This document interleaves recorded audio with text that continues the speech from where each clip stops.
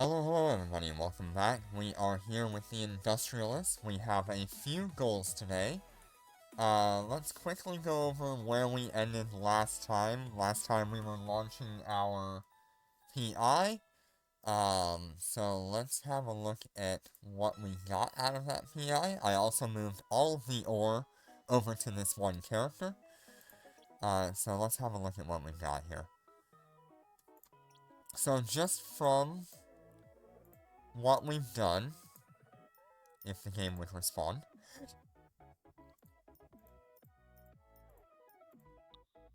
this is what we ended up with here. So that is 92 million in PI and minerals. Not bad. But what we're going to be using those for is our venture here. I actually need to go and get another venture blueprint.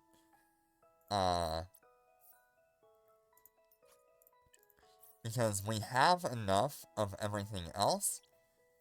We just need, what is it? 1653 versus 551. So we need like 2200 condensed alloy. And after stream, I did go poking around, moved around my planets here. Let's see if we got that condensed alloy. Yes, we do. So we'll go ahead and launch this PI. We'll gather it up, and then we will build our adventures. Thank you, Jenner. Thank you for the 6-month anniversary on our, what is it called? I'm terrible with the words. Affiliate. That's the word. Thank you so much.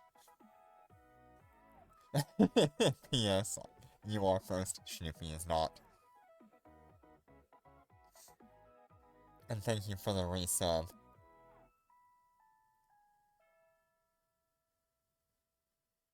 Aw, yeah.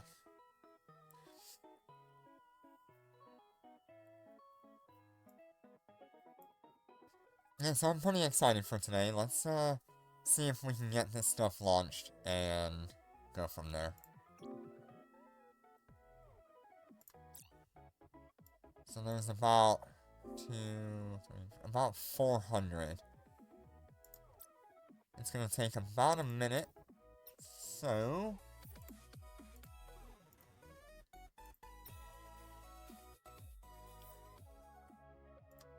I should launch these as well. The heavy water is gonna be very important to us. Not nearly as important as some of these other materials, but at least having it is really good for us. Let's see, do I just launch it anyway? I think I just launch all of them. I mean, we're talking about like 330 cubic meters, so it's gonna take 8 minutes for those characters to launch their heavy water.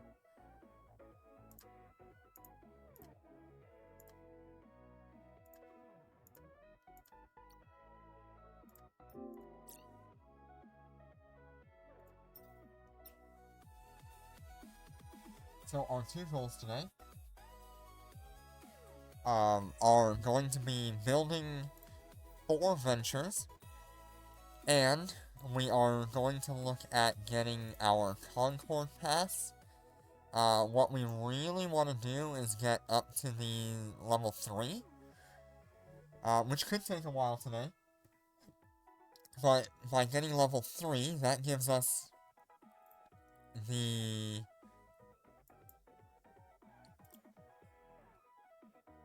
Let me find it here. We're looking for about 2,400 cubic meters here. Not cubic meters. 2,400 Concord points. Sorry, I'm really distracted today. So by getting level 3, that'll put us at 3,000 Concord points, which we can then use in the store here and get the Concord Pass boxes, this will be our main income here. This is gonna, if we go with the offense core or the industry core here, we will have something like 65 million-isk on every character. That is way more than what we need right now, and can easily ruin our progression, but I'm trying not to let that happen. I just need the ISK as backup.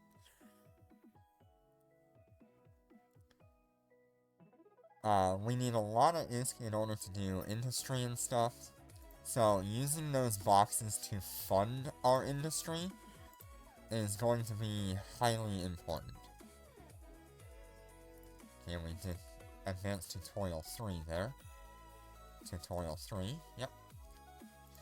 Let's go ahead and get our daily login.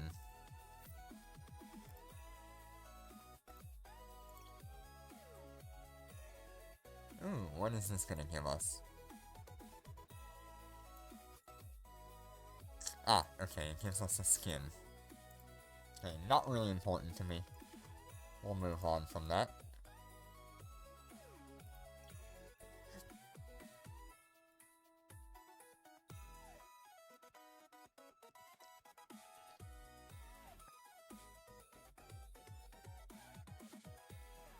I wonder if I can change this.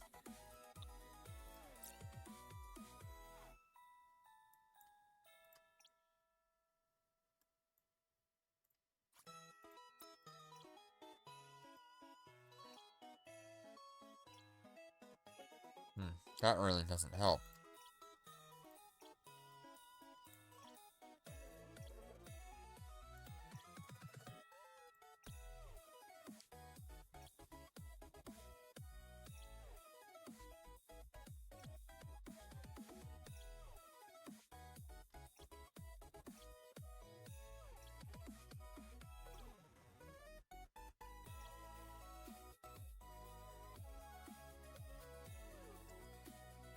We don't have an implant.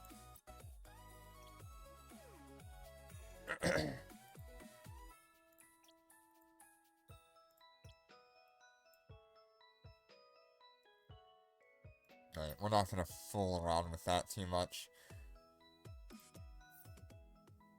Because we only have a few hundred cubic meters, I'm thinking the Omen Trainer should be pretty good for grabbing everything. Let's see here. Yeah, 800 cubic meters, that'll be more than enough for what we need. Autopilot engaged. Undocking.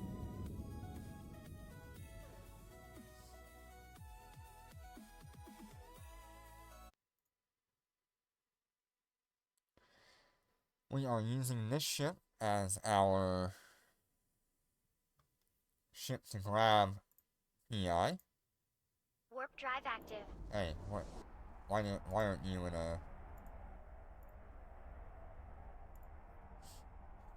a trainer? But yeah, so if we can get the 3,000 points, and if we can get our ventures, we can start working toward a venture 2 or a venture 3. We already, like, way surpassed what we need for minerals, I think. Warp drive So active. maybe we'll just jump up to a venture 3 if I can get my hands on some blueprints.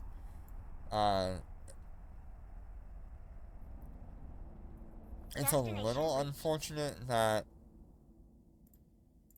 I can't do much reverse engineering right now. I did. When did I launch that?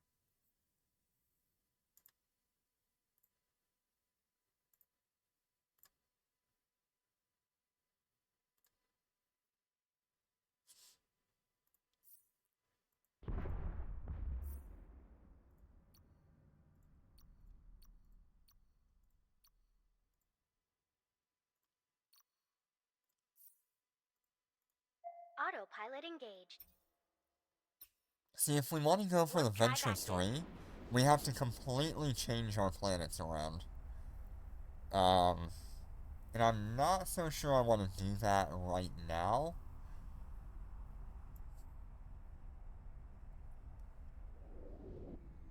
Destination reached.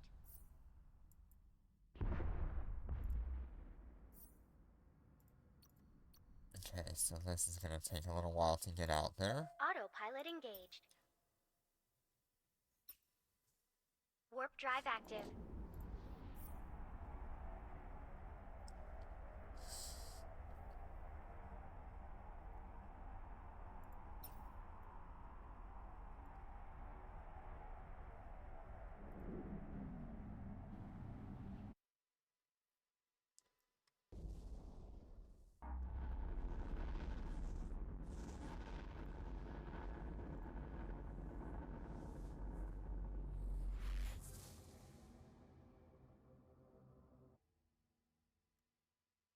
Warp drive active.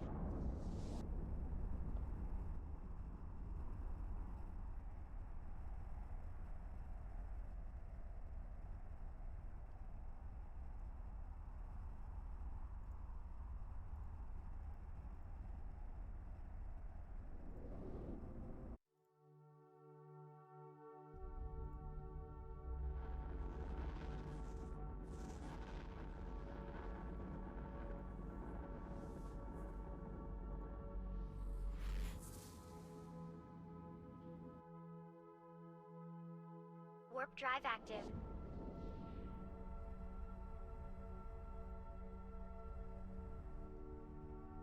Okay, this character's a little bit behind, but that's okay. We still have to go to Gina at some point and pick up one more blueprint.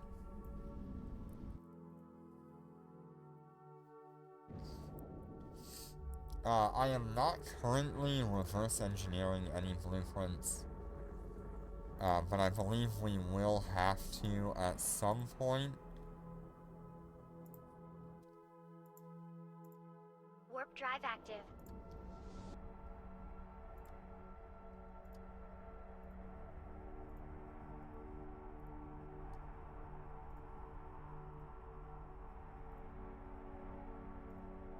Especially if we want to put ourselves in a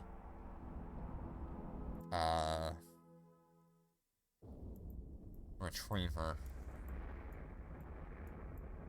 I could just buy a retriever off the market, especially when we get our hands on the Warp drive the active. nanocore box. Where is it? Industrial ships. There it is. So right now, a retriever on the market is 67 million. We'll probably be like right there. But if I can buy the blueprint really cheap, I have the toxic, I have the reactive, I'm working on the condensed. I don't think I have the precious and the opulent though. So we'd have to try to do that. Warp drive And we active. definitely gotta mine a lot to get our hands on the minerals. It would honestly be better for us just to buy it on the market. Just to get us rolling here. But that almost feels like we're completely ruining our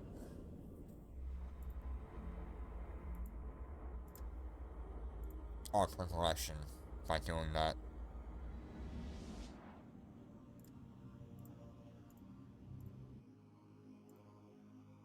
Warp drive active.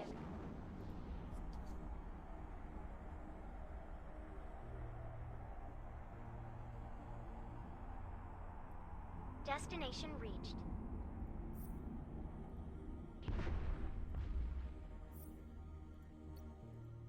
Okay, make sure that, oh, we missed a box there. So let's go ahead and set that location and let's go get that box. Warp drive active.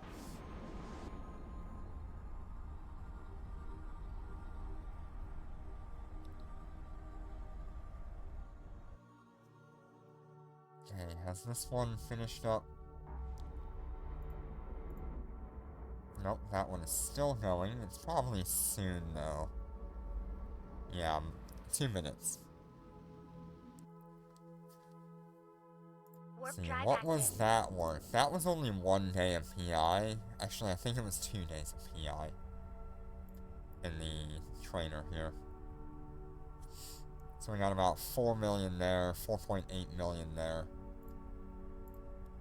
That's not bad.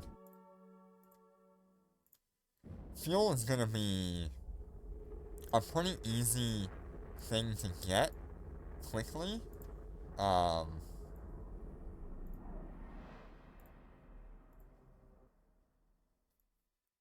Warp drive active. So that's definitely gonna be part of what we're doing. We're gonna use a lot of this fuel much later on. When we have an Orca and we have a Beaver module. Speaking of which, how hard is that gonna be to make? This is a way down the line. The module that I'm looking to make, if I can even make one. What is it, a low slot? Mid slot? I think it's a mid slot now.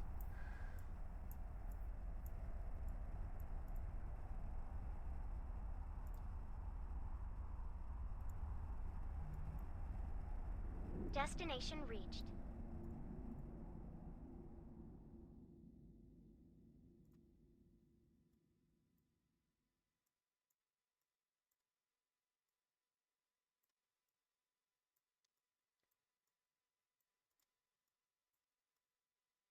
So there's the sea lion, there's the beaver. Okay, so it just takes a lot of minerals. Honestly, that's not terrible. Is there even a blueprint on Ingina? No. What would it take to reverse engineer one of those? Mid-slot. Ooh. Ah, blueprints. Module. Beaver. That's expensive. That is definitely expensive. We'll see if I can get that lower in the future. But what that'll do is allow us to compress ore into a smaller space and allow us to carry a lot more. That is so far down the line from where we're at right now, but it's something we need to keep in mind, and it's one of the reasons why we can't just stop mining. We're gonna have to mine a lot. Okay, so that was about 2 days as well, so 14 million from PI. From 2 days. Let's head to Gina, let's go pick up that 4th Autopilot engaged. venture blueprint real quick. Warp drive active.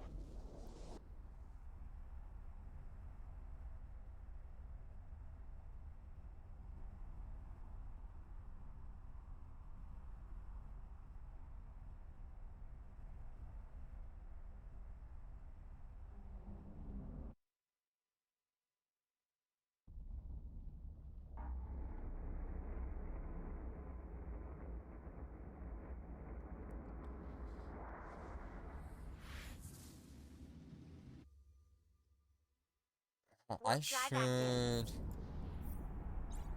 As you can see, I've started scaling into the scanning stuff. We are at 4 and 3. Working on 3, actually. What this will allow me to do is take this character here, run around in the high sec trying to find a nihilist space where I can jump into and mine more expensive compressed ore or rich ore, whichever one it actually is. And this will just allow me to scan it much easier.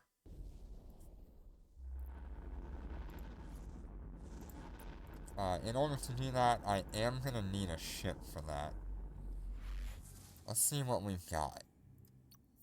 There are the Warp drive Herring active. Covert Ops, but I think an industrial ship will work. Does the Venture get scan bonuses? Yes, it gets a scan resolution bonus. I don't think that helps me with actual scanning, though. Let me check on the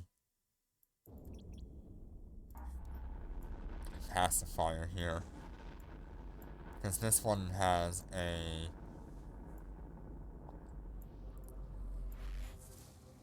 yeah, resonance simulator scan radius. That's kind of what we need. Warp drive active. Okay.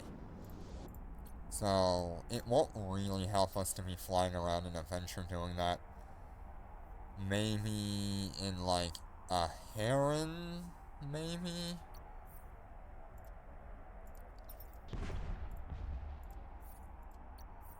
Docking request accepted.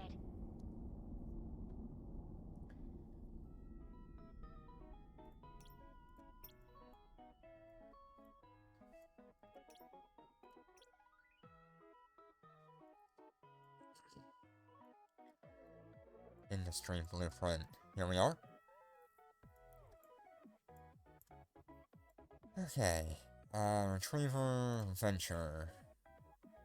See if I can pick up one more of these. Are there any other blueprints of these? Okay, so there's 3 of these Venture 3 blueprints on the market. 3 million each. It's a bit rough. But we could pick it up at a later date. We are currently mining the reactive and the toxic and the condensed, so I would have to pick a planet with precious and fiber.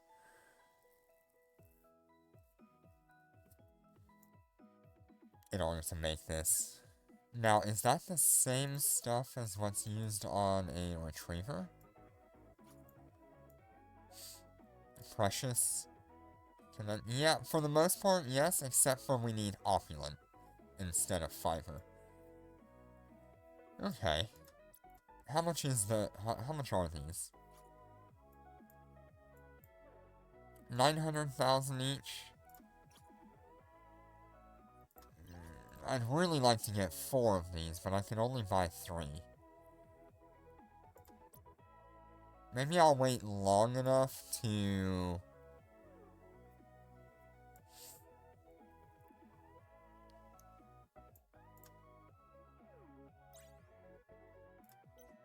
yeah, maybe I'll just wait long enough to get the box, and then we'll buy the retriever blueprint and start working toward it.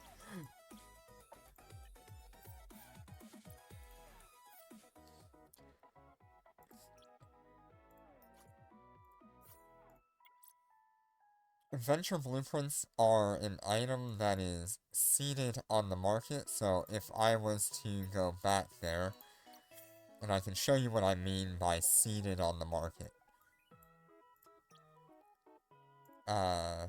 Perfect example would be the Venture, if I can just find it. Okay. So, the Venture is a item that's seeded on the market. You can see there's a bunch of things here that are like 1 billion items. These are items that will always be available, always on the market. And these are just put in the game by the developers to keep them going. You see a lot of people buy these.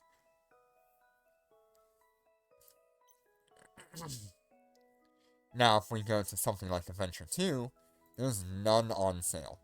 People want to buy them for like 1 million. But in order to get one of these, we're gonna have to reverse engineer them. So what that's gonna take is that'll take some damaged ore holes and some data cores. See, that's about 2.2 million.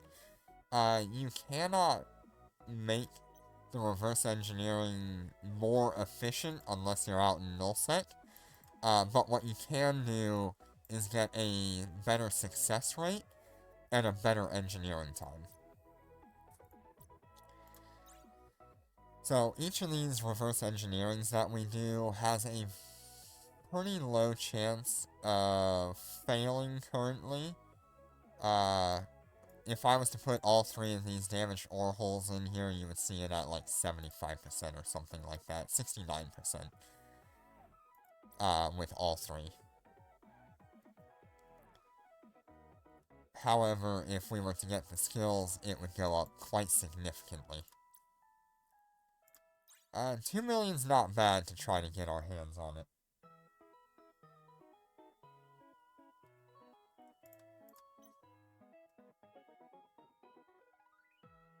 Did we have a spam bot?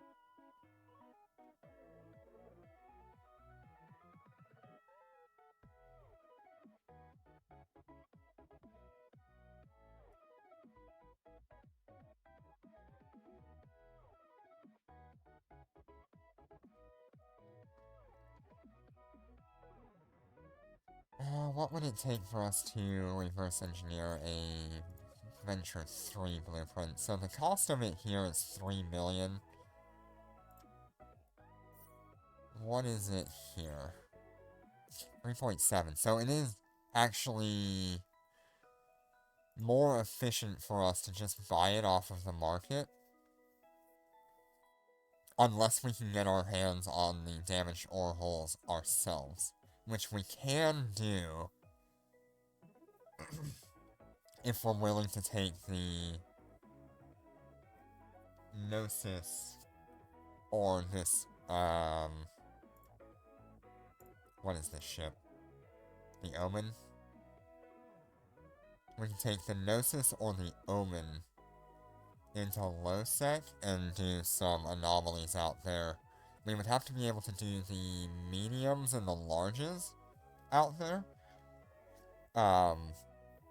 in order to get these damaged ore holes.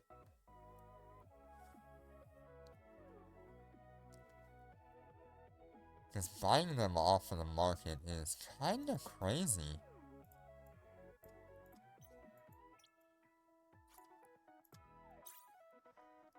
Yeah, 700,000 on the market right now.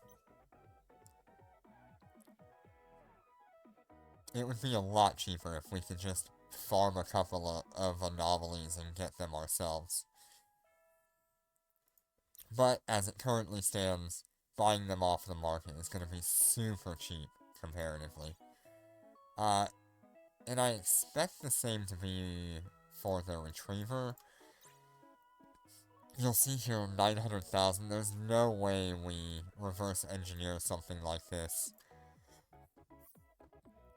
if we just buy it off the market. Actually, we could. Interesting. Realistically, if we got lucky, we can get it almost half price. But, once again, I need to get the invention principles. And we're gonna need this a lot, so let's consider skilling into that in the near future. For now, we've got our venture, we've got our stuff. Let's head back to Fart, let's get those ventures started. Undocking.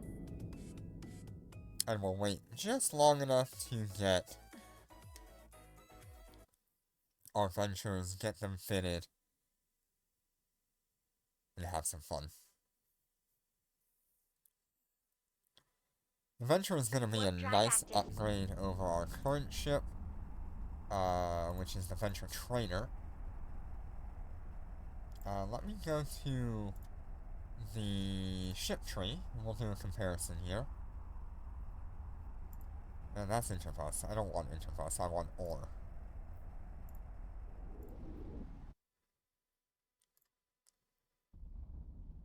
There we are. Alright, so if I compare the Venture Trainer to the regular Venture, it'll pull up the stats next to each other here. Warp drive active. You'll see it's got 2 warp stability, which is nice to help us get away from like an NPC if ever we need to, or we were trying to escape from a player, even though most players right now that are hunting these things would pretty much one-shot a venture. So your main way of surviving an adventure is just being faster than the guy that's trying to kill you. Warp drive active. You'll see here, they do share the same high slot. So 2 high slots, which is our mining lasers. There's actually 2 drones that we can use instead of 1. Not really valuable to us right now. 1 mid slot, 1 mid slot, 2 low slots, 2 rig slots for combat and engineering, so that's all kind of the same. But for our mining bonus skill, Warp drive active. we're going to be getting 10% more mining laser mining amount per level. So if we add up all of the mining laser bonus on the regular venture trainer, that's only 25% mining laser bonus, whereas on the regular venture, that's going to be, I believe, 75% if I'm not wrong. At level 5, yeah. So, 75% mining amount. That's going to seriously speed up our mining time. We do still have that drone EHP. Not really a problem for us right now, although in the future there could be belt rats and things that try to come in and kill us. And the main difference here for us, it's going to be a smaller source radius, which means it's harder to scan. Along with, we're going to have an additional 1,500 cubic meters of ore hold capacity, meaning we mine faster and we hold more. It'll be extremely nice compared to the regular venture trainer that we've been doing. And that kind of goes the same way as we go up the levels for the venture. So you can see the venture 2 here has 25% mining laser amount instead of 15%.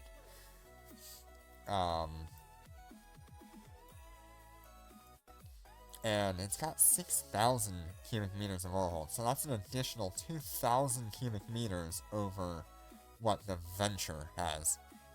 Or it's got an additional, what is that,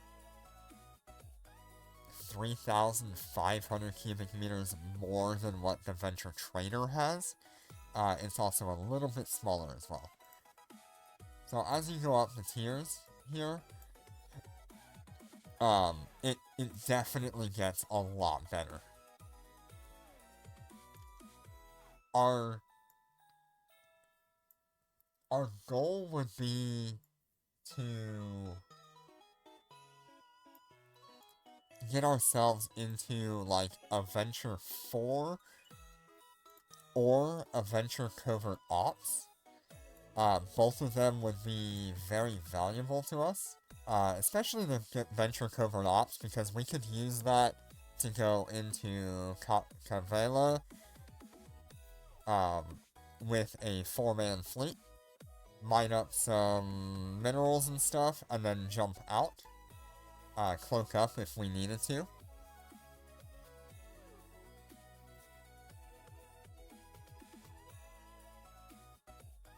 But that would be pretty tricky to do as a multi-box. I think it is almost better to just, like, go in there solo if we need something. Because most of what we would get from Kavela is going to be minerals that we really don't have a lot of access to by going through Nullsec. Nullsec is so heavily guarded right now and heavily protected,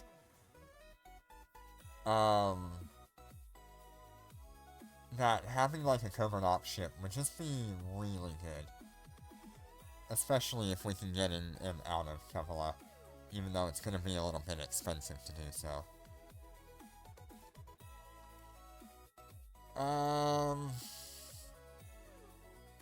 Other than that, for our high-sec stuff, we really want to try to get into the venture, the retriever as soon as possible. The retriever is going to allow us to do strip mining.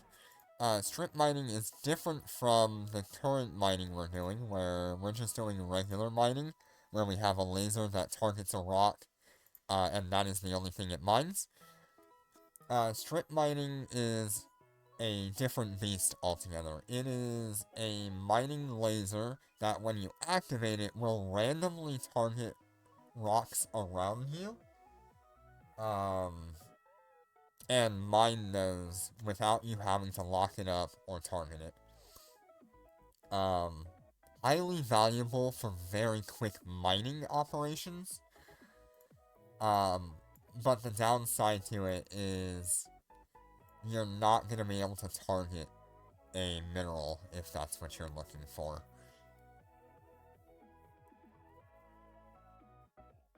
In our case, it's going to be way more valuable for us to have 4 retrievers going and running these mining systems. That way we can just hammer out a lot of ore in a very short amount of time, compared to what we could do with the ventures. The ventures are going to get us there, at least.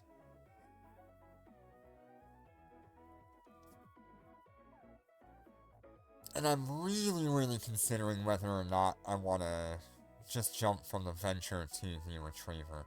We have the capability, since the retriever isn't tech level locked anymore.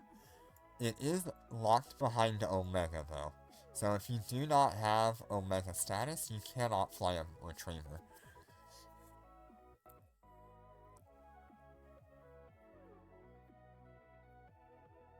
I think we'll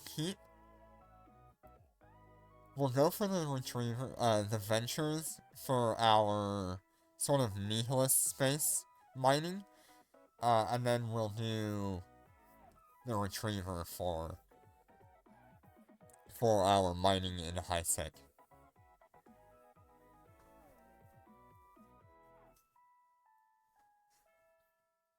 We could also bring the retriever to like low sec as well.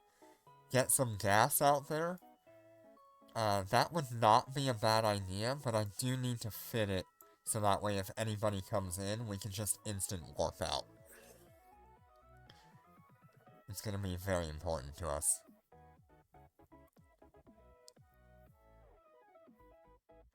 Alright, so I think that's the plan. We'll go for the venture.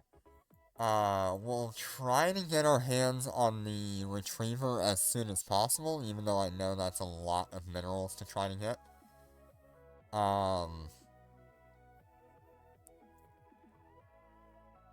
And we'll just slowly work our way up to, like, the Venture 3.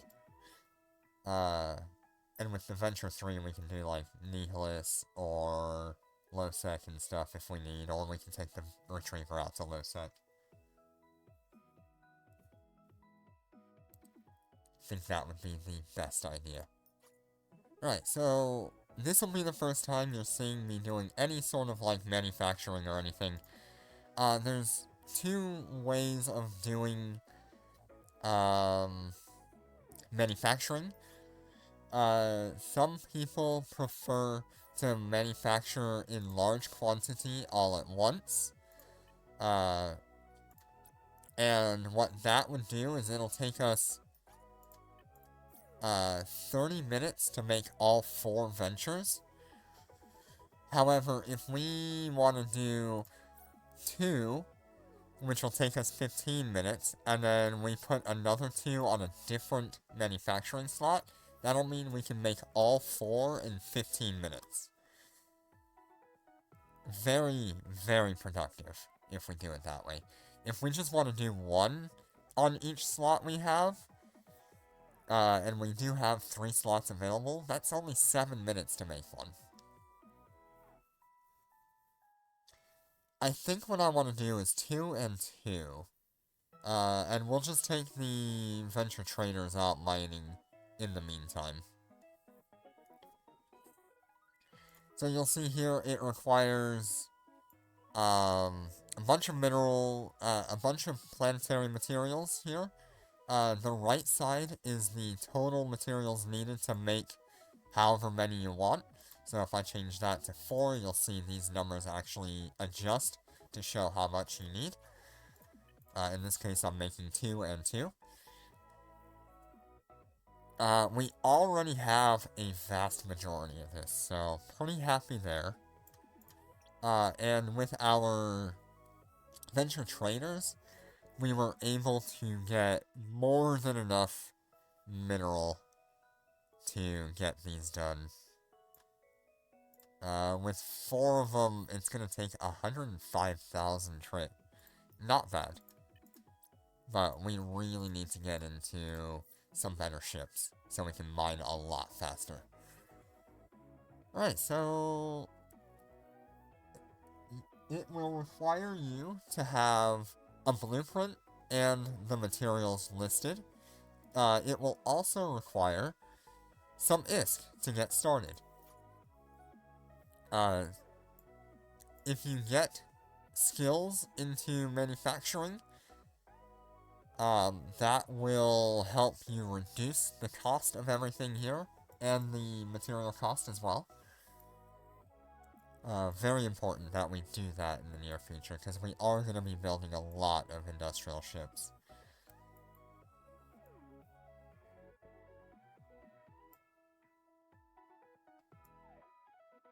Alright, I think we're ready to go here. We do have the ISK required, because we were running missions all day the last time. So in 15 minutes, those 2 will be done.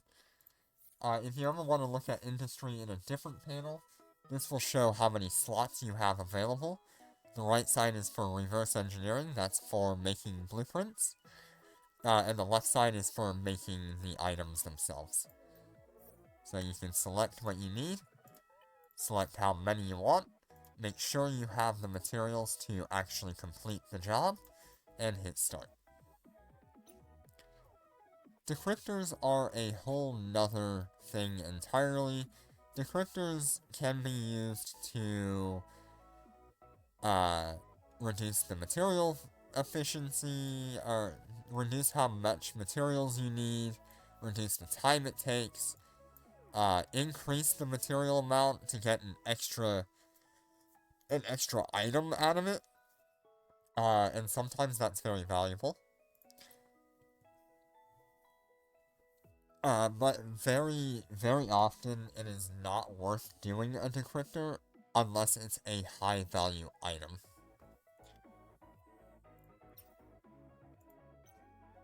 Alright, so these will both be done in about 14 minutes. Let's go ahead and jump into our venture traders.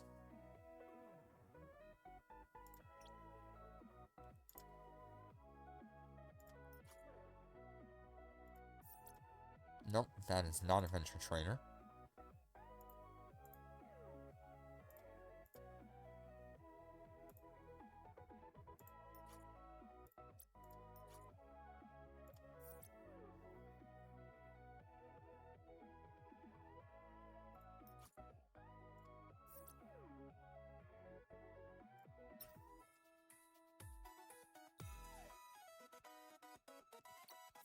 And let's grab our event stuff for the supplies.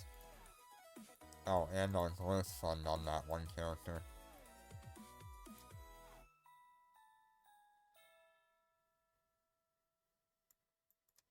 This character did reach tech level 6 last night, so it was given a little bit of skill points. This character was already level 10.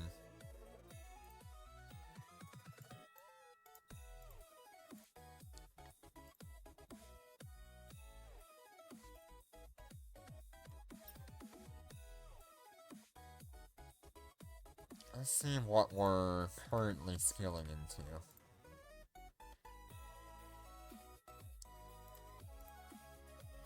So we've got 4 days on Strip Mining 5. This one has a lot of stuff to skill into. Hopefully we'll be able to complete that pretty much today.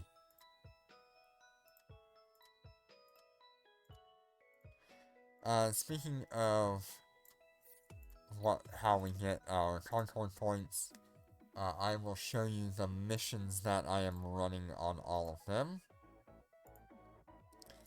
So you'll see here I am running the planetary material missions, as well as the mining amount missions.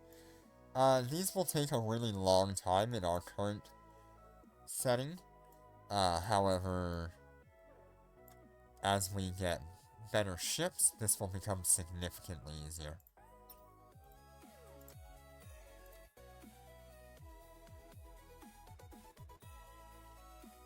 Are we in a fleet together? That's faction warfare. Yes.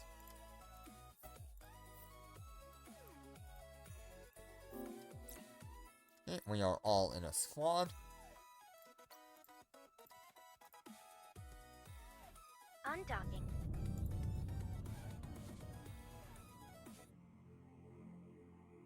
I don't think I ended up grabbing the,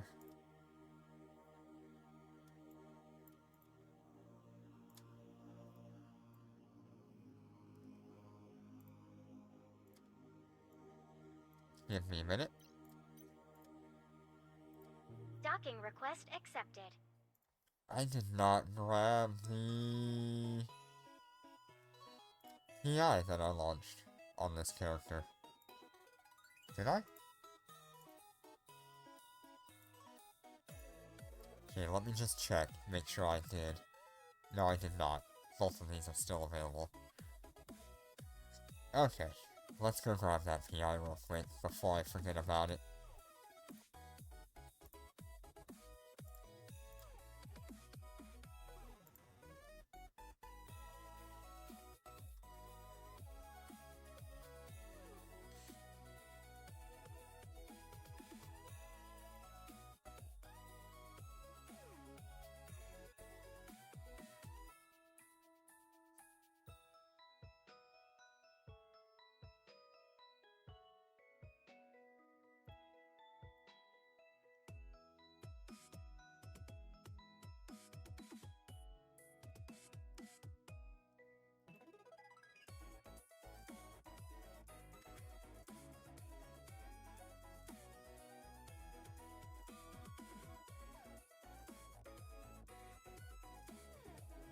Looks like I've completed a mission or something here. Ah, good. Ooh, and we got the skill points here. Let's go ahead and just use them right away. Okay, that gave us level 3. Very nice. You can always see which planet you have not gathered from by this item here in the bottom left. Or bottom right, I guess. And here, you'll see it says 49.91. Just hit set destination and hit that little icon that pops up. And it will take you directly there. This stuff will remain in space for 24 hours before it disappears.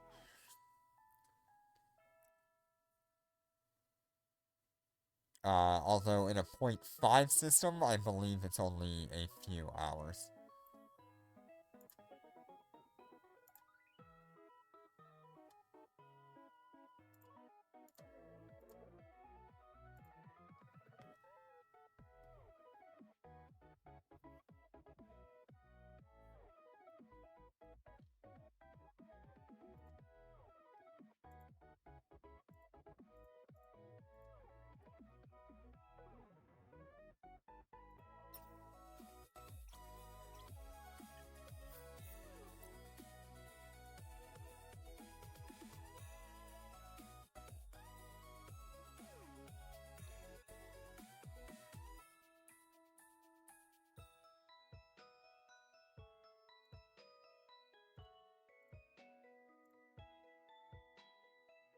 Right, very good.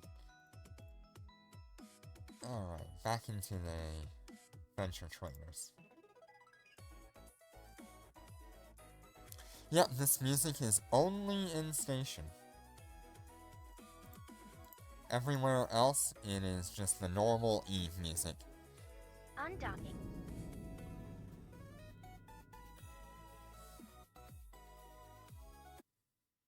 You can see as soon as we exit station, it ends.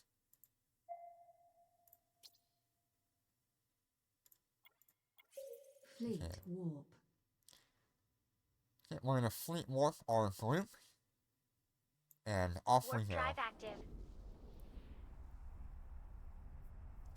I don't believe this character has a mining implant. No, it has Bombard, which is completely worthless to me for this playthrough. I really need to get my hands on the mining implant.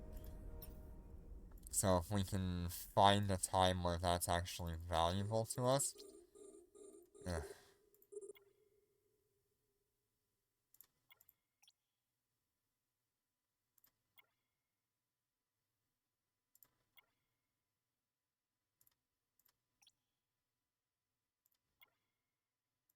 Okay, so we're gonna hit Fleet Lock. All three of these are gonna get a notification, which will allow me to lock everything together.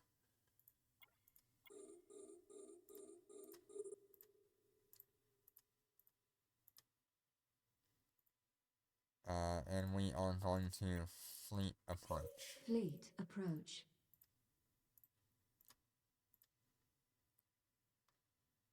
Gonna use our afterburners once.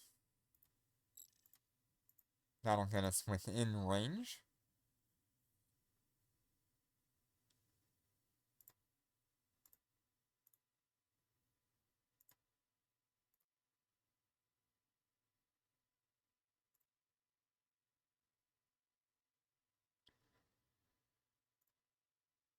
And off we go.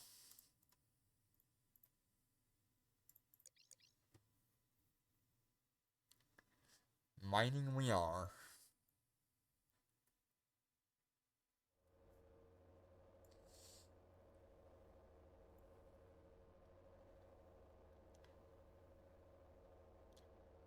I typically, when I'm personally playing, I typically try to keep all of my stuff zoomed out so I can see what's going on around me.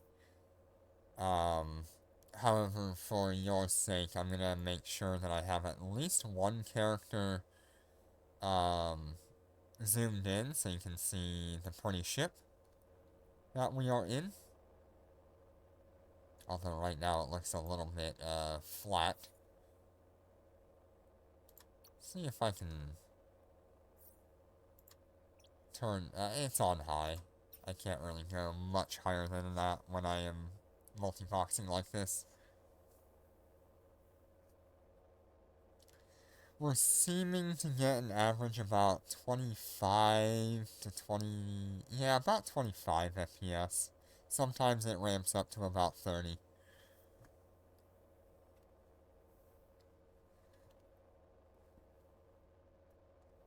To do something like you see me doing here, it is currently taking up, where is it? 70% of my memory, my RAM, in this case. I have 32 gigs of RAM, and it is using 21.6. Almost 22. So, definitely running these characters on a higher graphics quality is, much more difficult on a computer.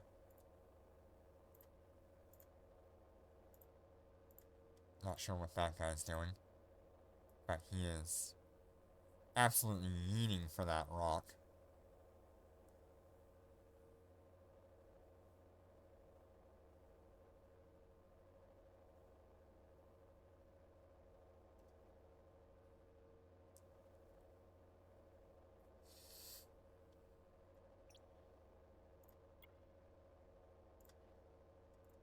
let's go ahead and observe him. This is one of the ships that we want to get into at some point. This is Adventure 3. It is... It actually has 3 high slots compared to R2.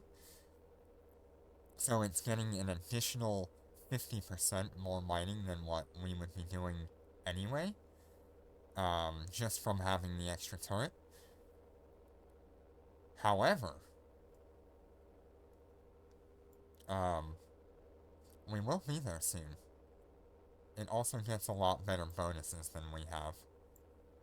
We only have 5% per level of mining amount.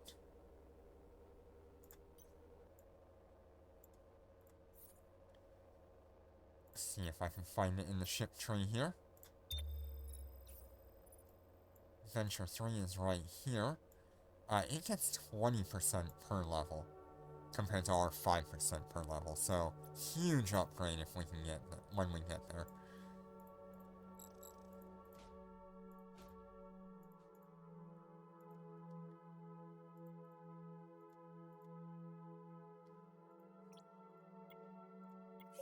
Fleet approach.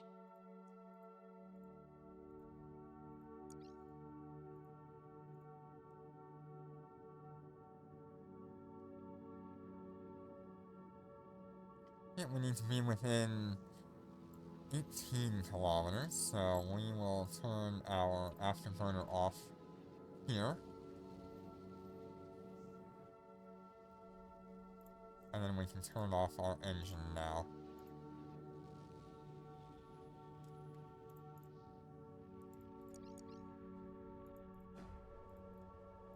We're actually not in range here.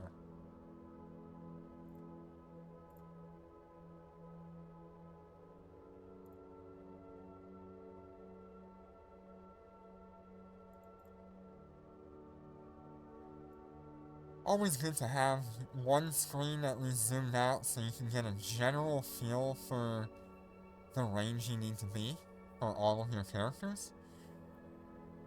If you're ever wondering what distance you need to be, click and hold on your item here, your weapon or your mining laser, and you can find the mining range here.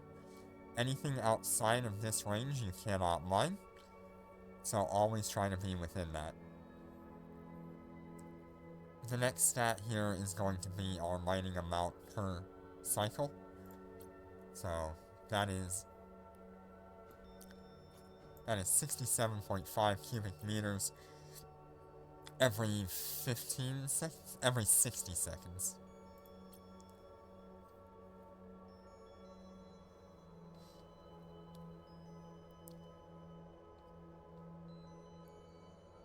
We are waiting for the industry panel to tell us that it is done. Oh, we're actually done.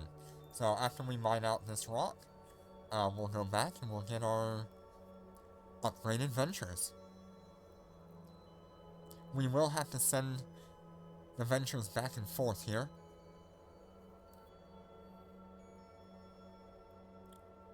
And I will show you how to do that.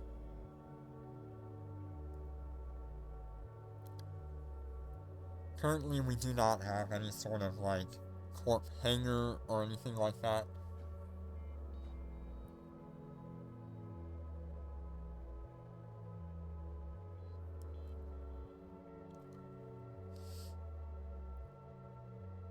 And I am so excited to eventually get into 4 retrievers. It is going to be so good.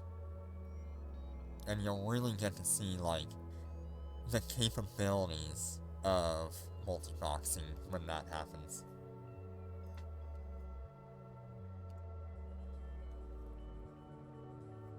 Right now, it's pretty basic. It's just kind of learning how to do it, how to maneuver your fleet, and all of this still applies to a single character. Everything you do, whether you're multi-boxing or solo,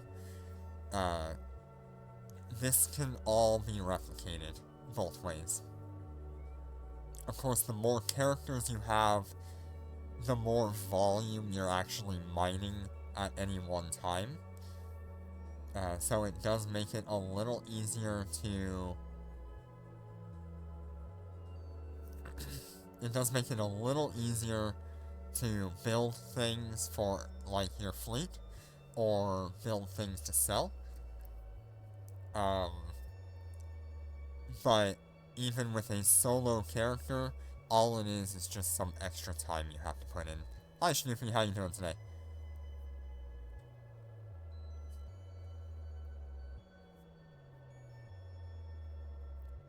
I know there's a few people that are kind of upset that I didn't start with Tech 1 characters, and I really did try. Um, 3 of these characters were Tech 1, Tech 2 when I started them 2 months ago, and then I just let them sit. So they are equivalently just starting from scratch, but at a higher tech level. Tech level doesn't really apply to industrial ships anymore. The third character here in the top left, that was a character I created alongside my main character. And unfortunately, that character ended up sitting for a really long time. I wasn't using it, and so I've decided to scrap everything on it and get rid of all of the flex and the skill points for it to try to start as fresh as possible to give us the same progression without just overpowering everything. The only thing I couldn't really do was start from Tech 1.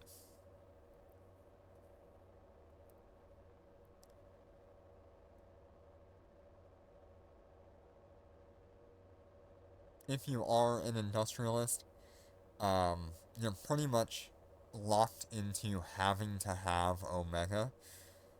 Omega allows you to train advanced skills along with being able to fly things like a retriever or being able to do planetary mining. Without planetary mining, you cannot build anything without buying it off of Gina Market, which is very expensive to do.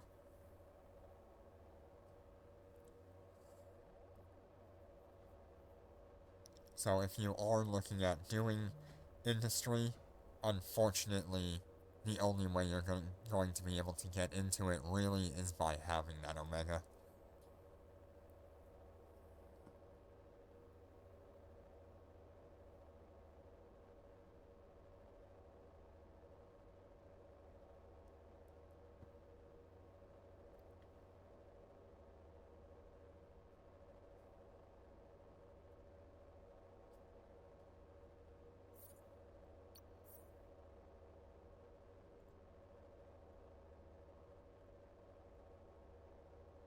We're getting pretty close to our 9,000 cubic meters, but that's only 10 points.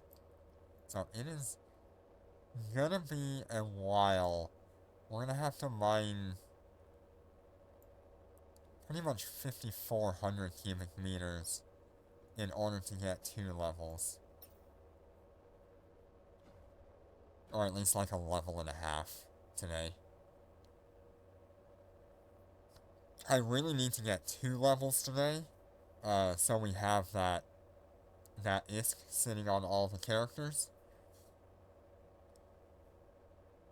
And that will give us a nice little cushion.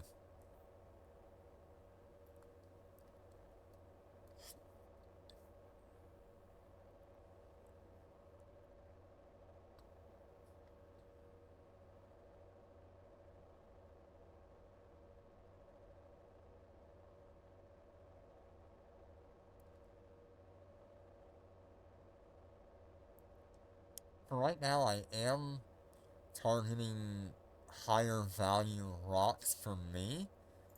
Amber is the highest value rock out here for me.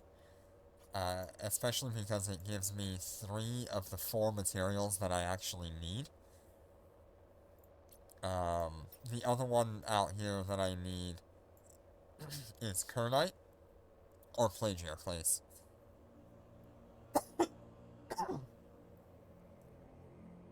Plagioclase is going to give us a lot of 2 materials, whereas Kernite's going to give us a lot of 1 of our materials. In particular, the one we're looking for on Kernite is Mercoxit? What is it called?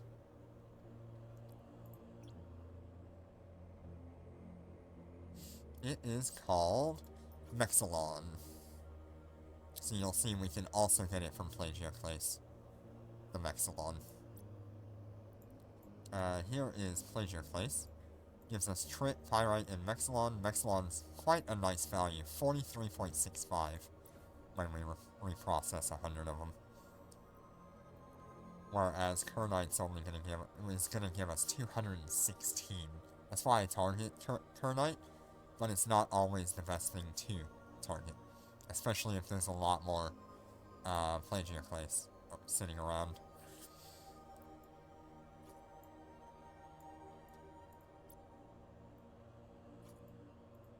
I don't really mind a whole lot of Scornite. It's just kind of the worst value rock out here. It doesn't give us much Trit, and it doesn't give us much Pyrite.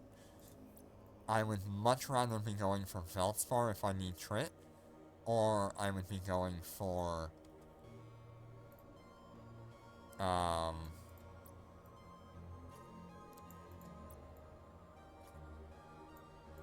yeah, I would be going for, Almer for the Pyrite.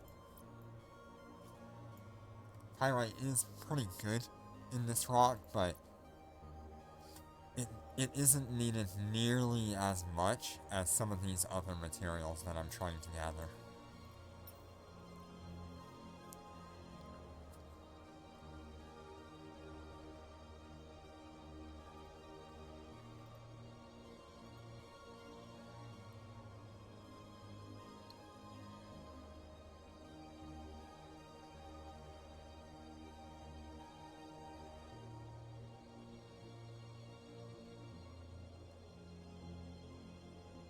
There is so much to think about with industry, from where is my most efficient planet for what I need, what am I going to build, what am I going to focus on, what do I need from high sec, low sec, and null sec. Do I need to go to Cavella to get C70 gas?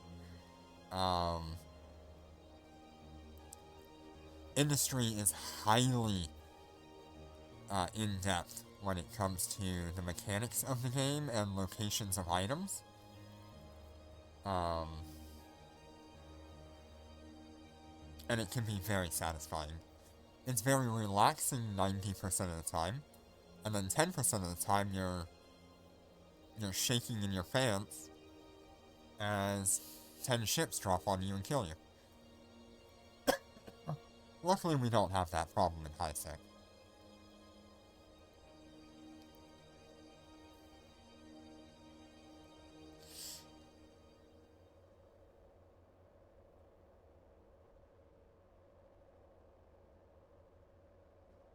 Something I may choose to do is keep 2 retrievers here in high sec and move 2 retrievers to low sec. That would give me a really, really good variety of minerals and let me build up, at least to Tech 6 ships. Maybe even Tech 8 ships I could build. I believe Tech 8 ships I might have to buy a few minerals off of the Gina market in order to build them. I can check on that real quick.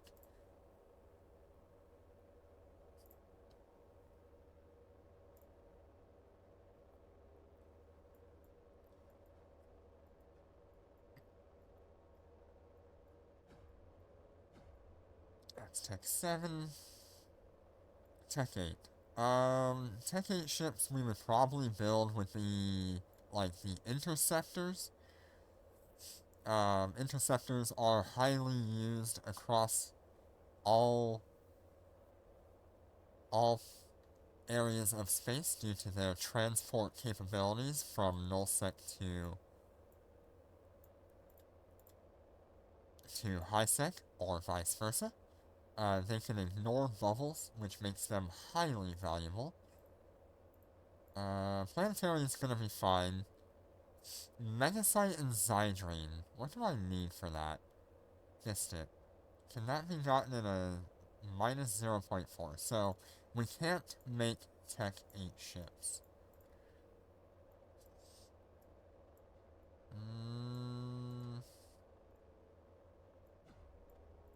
Morphite.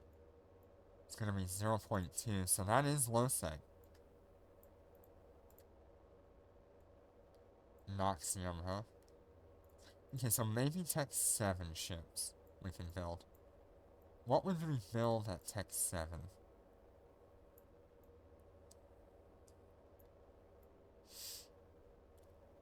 I would think at Tech 7...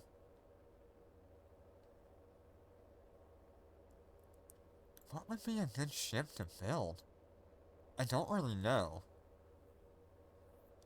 It would be really hard for us to build any of the faction ships. They're very expensive, very time-consuming, and not reliable to sell right away, even though people do like to buy them. If I could build, like, a Gila... Nope, uses Megasite, so I can't do that. The cargo hold is full. Zydrine... Morphite 0.2. Okay, so we could build something like a scythe. I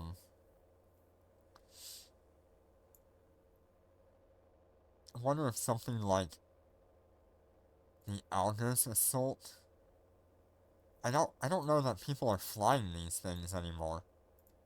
I don't see many people actually flying them, so that's its own problem. Even like the assault frigates are typically overlooked.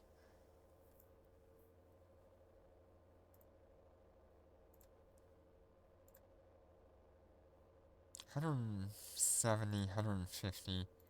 People aren't building these. And we could build them. The cargo hold is full. Okay, all of our ships have completed their... Oh. I don't know that this one's completely done. It says 100%, but yeah, we still need a little bit. There we are. Cargo hold full. Alright, let's go ahead and set our home, and let's go get our new ships.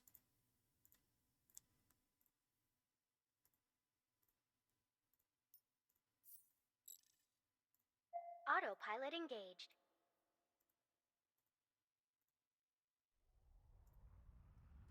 Warp drive Prophecy, active. maybe? Yeah, that might be a good idea. Can I build prophecies and myrmidons? That would be actually a really good idea. Battle cruisers. Docking Yeah, request maybe accepted. any of the basic battle cruisers we can definitely build, because we can get Zydrine and Noxium from the same place.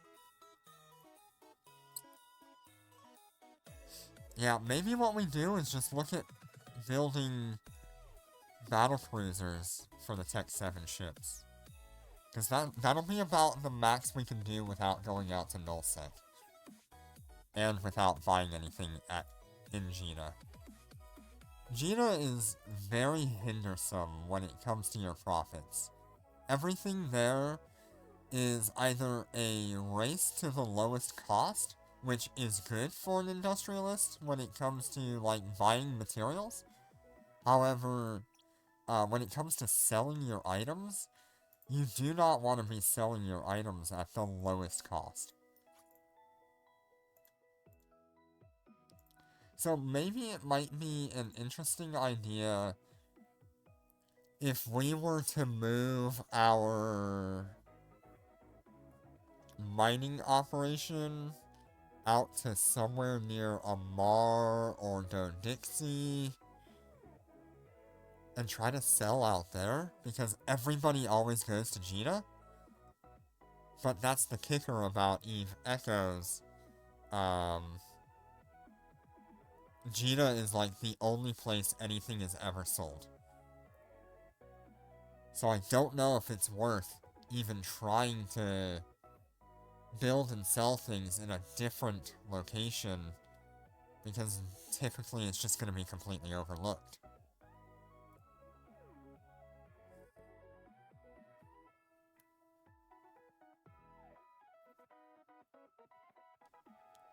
But if we can start a market out there and we find that people are reliably going there because it's closer to them for whatever reason, that could be our ticket into an industry.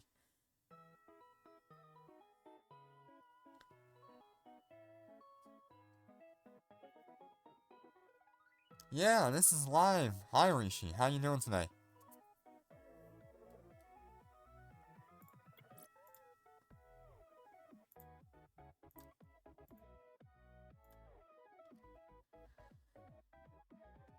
Okay, let's go ahead and collect our brand new ventures.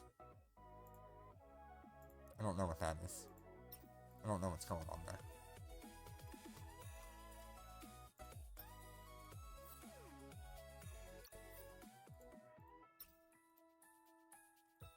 I don't even know what's going on here.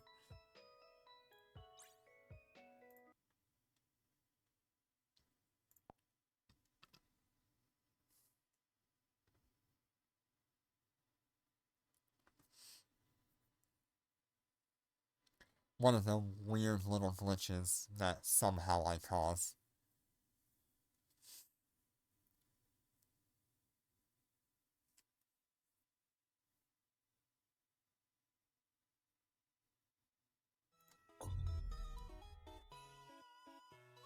Well, that's good to see you up in the morning.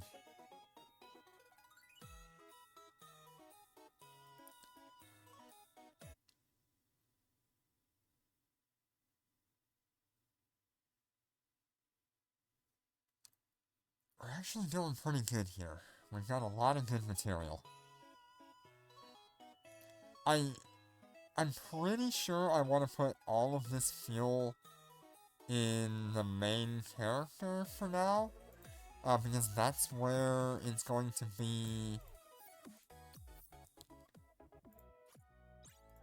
used the most.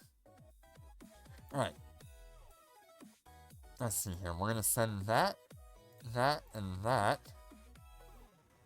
Because that's all the stuff that I actually can send. We're gonna create a private contract to our main character here. What was the name of that character? Ebony Courser. There we are.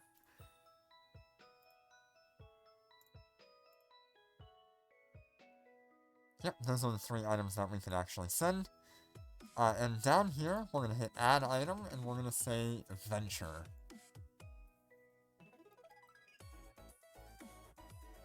It will then pop up a little screen for a bunch of items. We're going to select the venture that we just bought. We're going to hit next, create, yes, and we are going to accept that contract. That way we've moved materials both ways.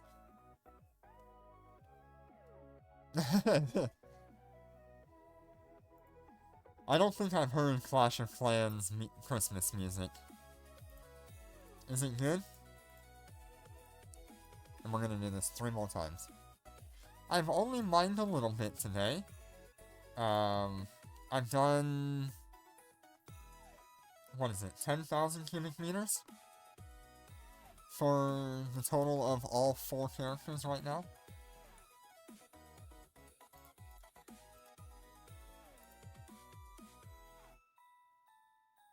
Might as well send that to the main. Once again, we're gonna search for Venture.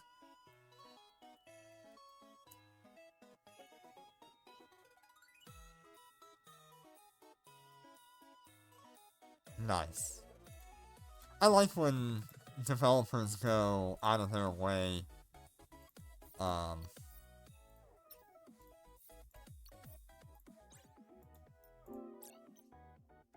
to do things like that. That. I don't think I have anything else I can actually send. Oh, that.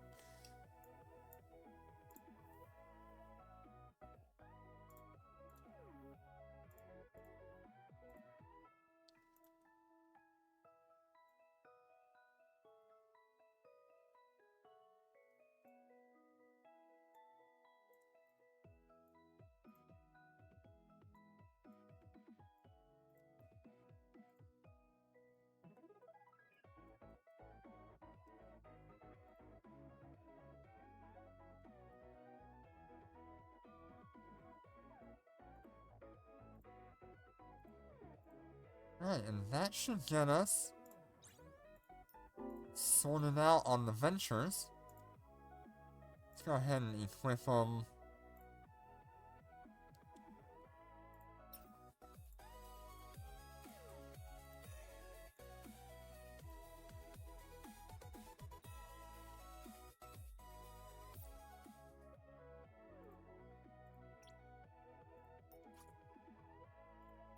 And because we don't really have a need for the Venture Trainer anymore, let's go ahead and repackage that.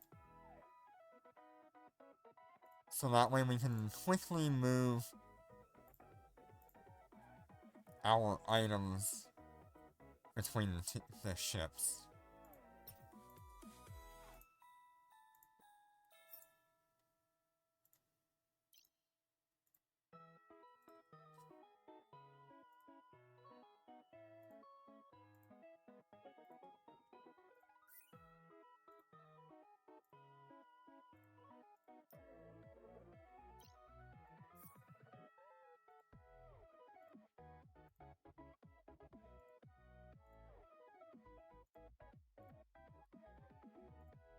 I don't have a need for a mid slot. I really don't have a need for a low slot either, but heck, we might as well just have something. Nah, we're not gonna. These are staying in high sec anyway. That's actually funny. I noticed that I actually have a skin on this thing. I did not think I had one. Oh, it's Rosethorn. I didn't even know I had this. Nice.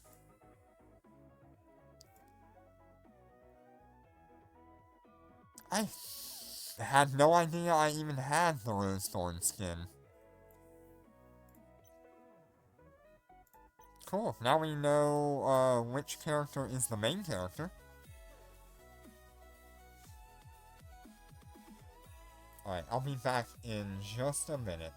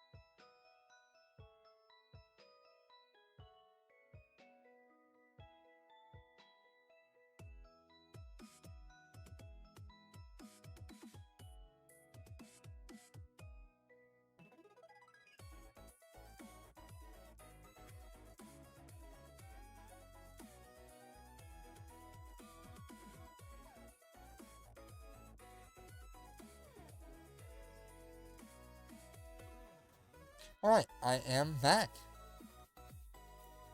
Really wish that was easier to see. Yeah, I'm actually surprised I have this skin for this ship.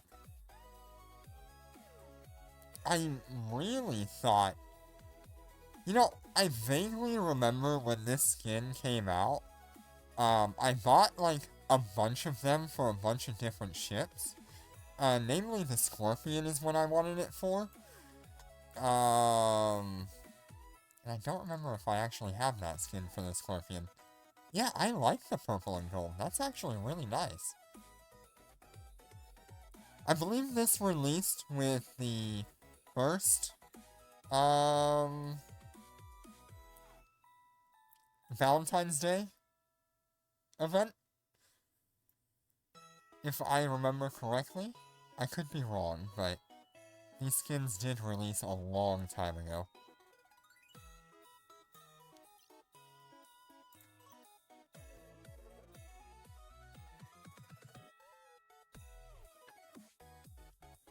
God even knows if there are any on the market anymore.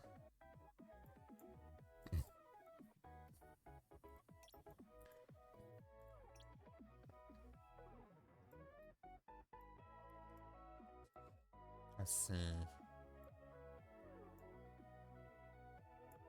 Venture Rosethorn. Yeah, there's none on the market.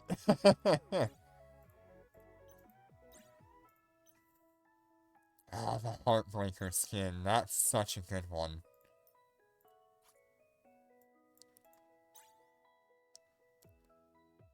The Heartbreaker skin is absolutely gorgeous on something like a Retriever. It highlights all of the right things. It just looks so good. Now, like I said, I think I wanted a Rose Thorn skin on my Scorpion. But I don't know that I ever actually got hold of one.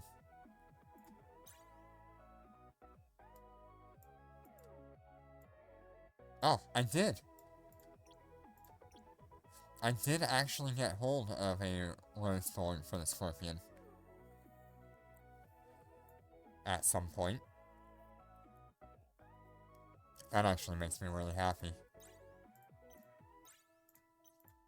Man, it is sad that these skins are not naturally available, like, at all.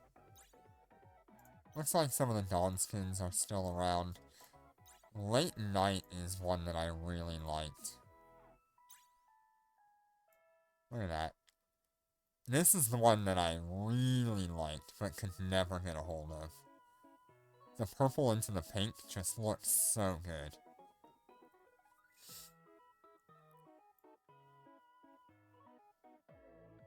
Yep, I will get started on mining. Sometimes I get distracted.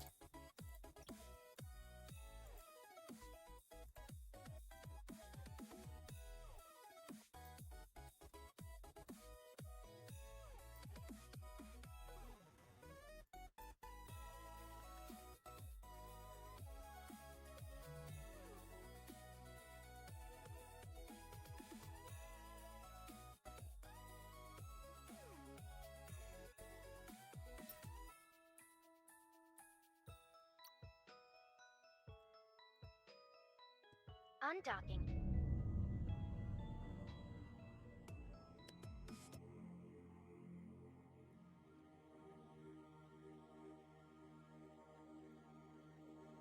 Alright, let's go ahead and hit up this one here.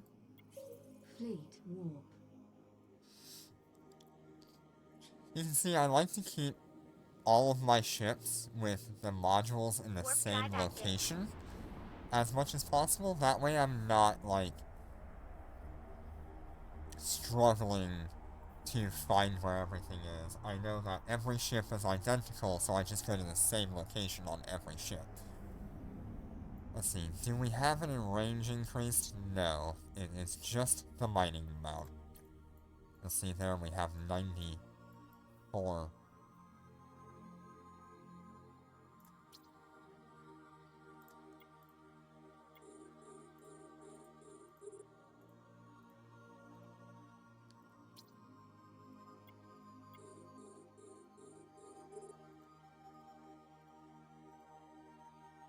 Okay, we're gonna put one laser there, one laser there, one laser there, one laser there, one laser there, one laser there, one laser there, and one laser there.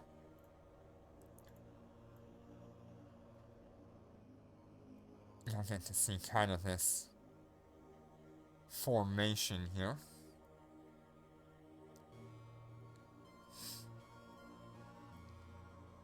Yeah, we're in high sec, so it doesn't matter whether or not he says hello.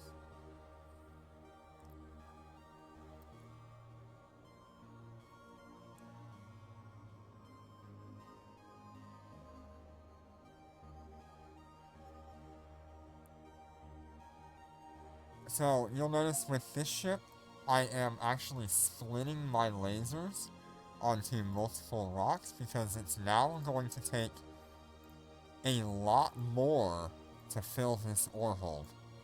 Previously, one rock was enough to fill the ore hold of the Venture Trader.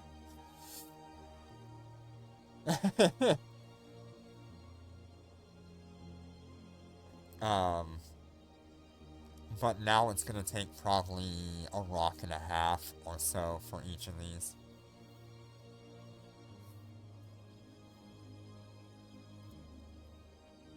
So it's not a huge increase, but it is a decent increase. It might be like 1 3/4 rock.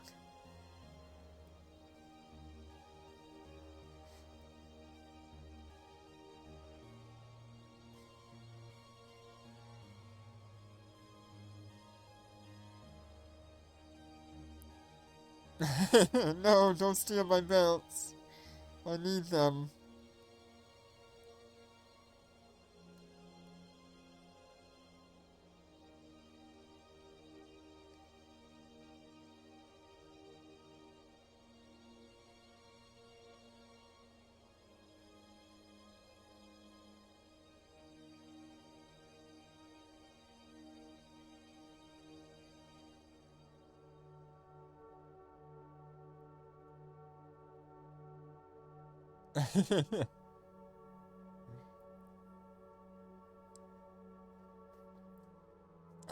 What is the next thing that I'm really needing to build? I've got some drone blueprints that I could build. Let's check. All of these ships kind of need drones, so maybe we look at building some hobgoblins. We are missing planetary though, so I really don't want to build that. Ugh, missing more of that one. Ooh, we have almost everything, we just need the crystal compound. Which, I don't think there's any around me.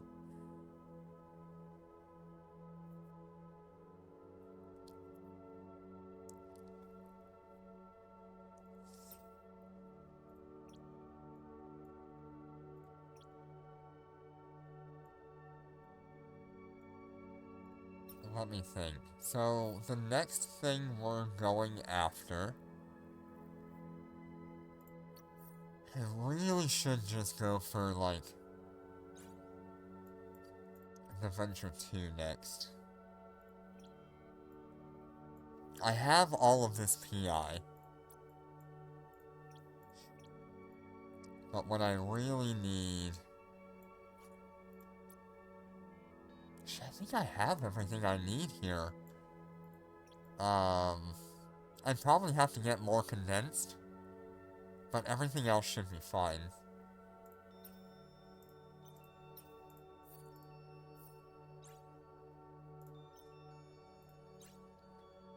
Let's go ahead and go for our... or industrial ship manufacturer. This one's gonna apply to a lot of the things that we need to build. It's very cheap to get, so...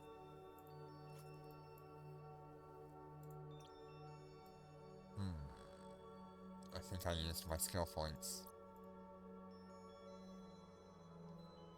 did.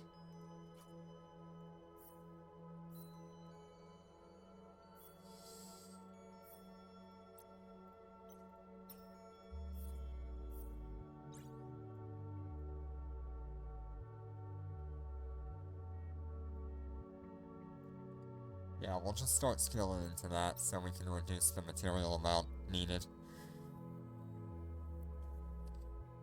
This character in the top left is going to be our primary manufacturing, hauling, scanning character. The other three will be primarily mining, and maybe like if the skill points are too much or it's just taking too long, we can skill these other three into a different manufacturing.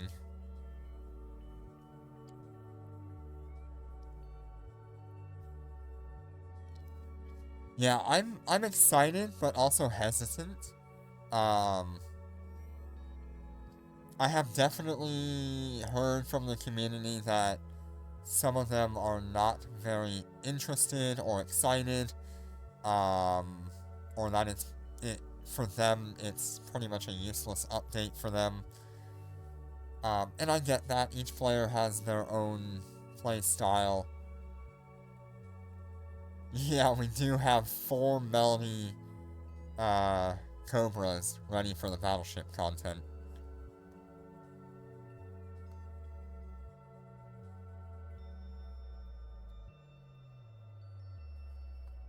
So I don't know. I hear their skepticism and their concerns.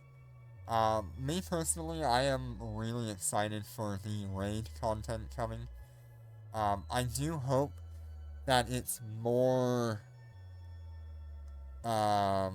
consistent for content.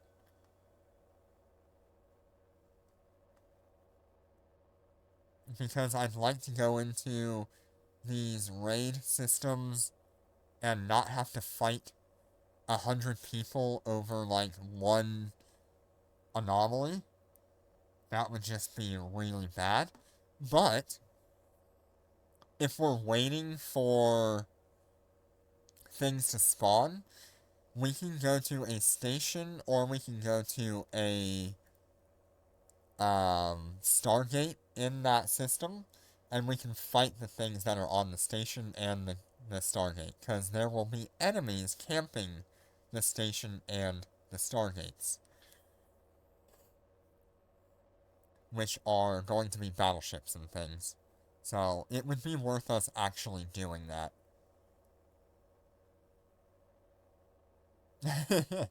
Yeah, it'd be fun to just, like, unleash hell with 4-star melodies on that event.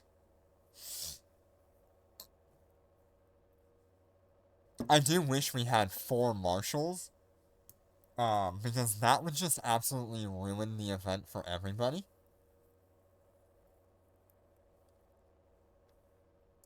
But it is what it is what it is what it is. Alright, so let's have a look here.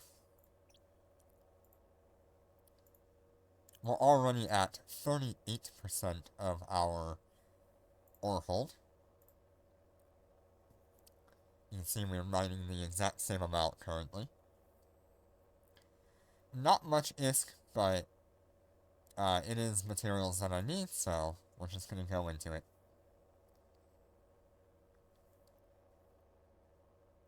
We would only be at like 70% of the Venture Trainer, I believe.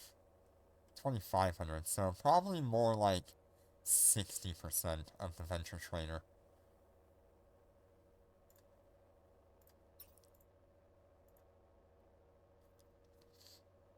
Yeah, the Marshall is incredibly expensive. I'm kinda debating back and forth whether I just wait for a box to return to get 4 of them again.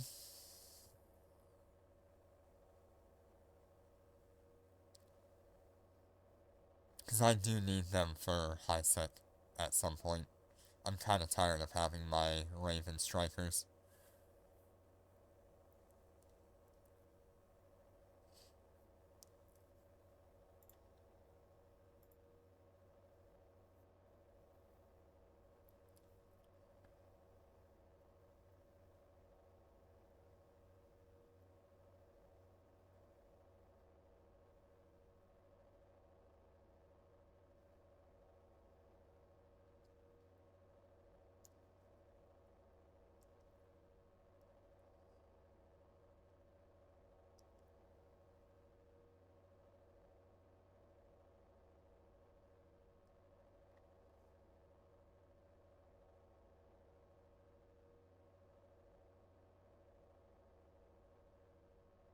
I can definitely say we are mining quite a bit faster.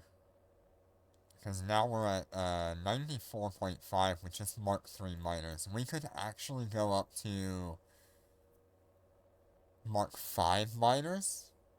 Yes, the Sandshow will be gate camping in the raid systems. So if you go into those systems, do not sit on a gate. You must move away. The planets sound like they're safe, but station and stargates will be camped by enemies.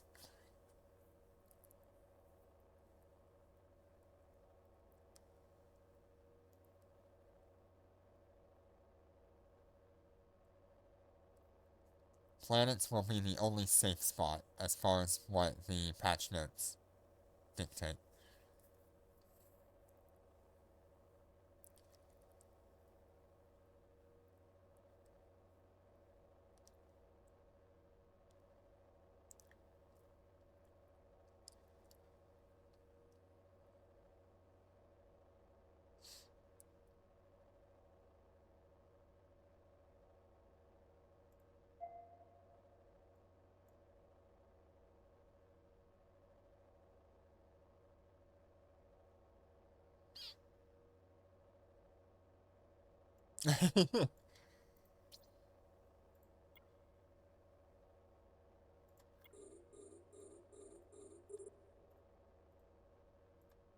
Gonna add an additional rock to our lock overview.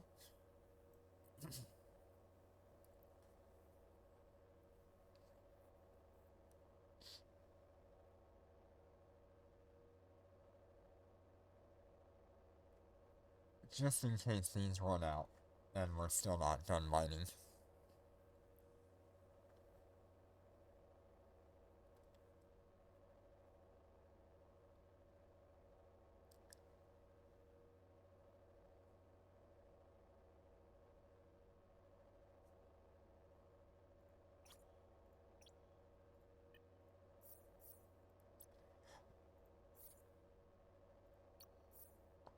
Yeah, if we can manage to do...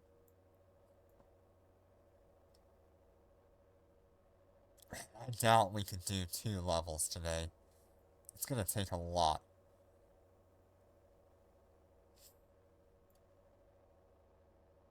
But at least now we have the regular ventures, so we're gonna be mining 4,000 cubic meters per ship every, what, 15, 20 minutes?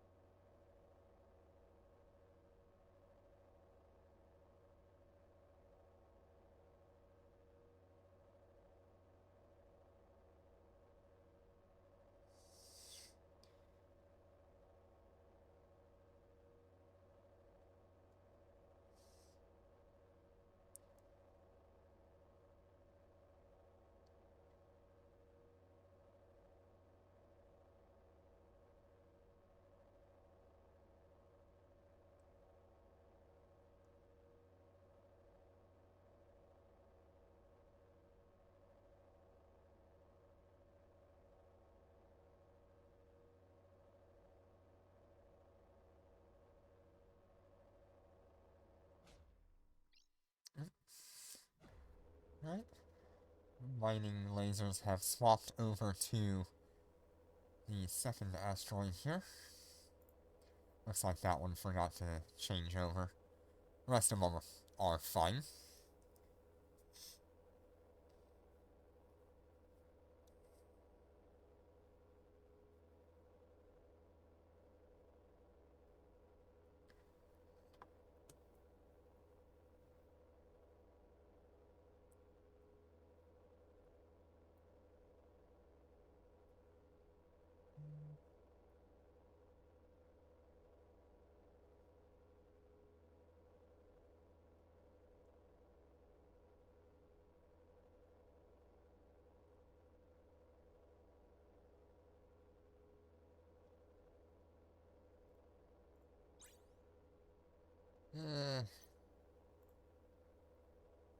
We should be gathering those every day.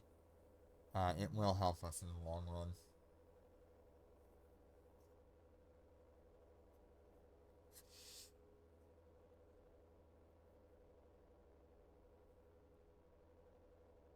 Yeah, it looks like it was a good idea for me to lock up the score night.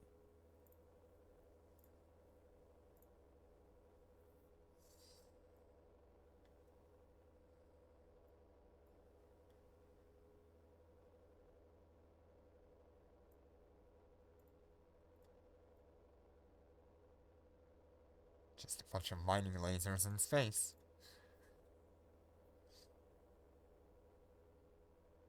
Yeah, I really do want to do Nihilist mining. I'm skilling the top left character into scanning. So that way that one can run around and find like a Nihilist level 1 to mine.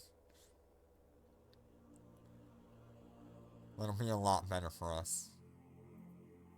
Okay, let's stop our lasers here.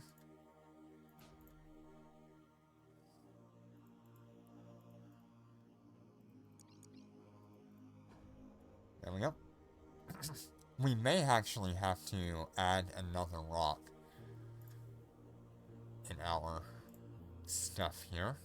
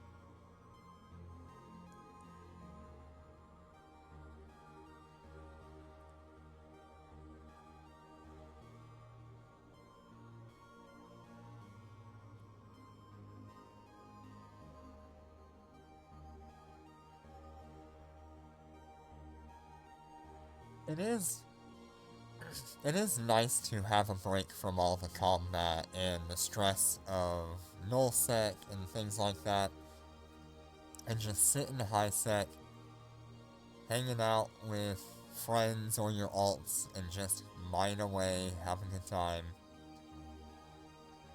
Not have to pay too much attention. You can do other things as you're doing it. It is a good time.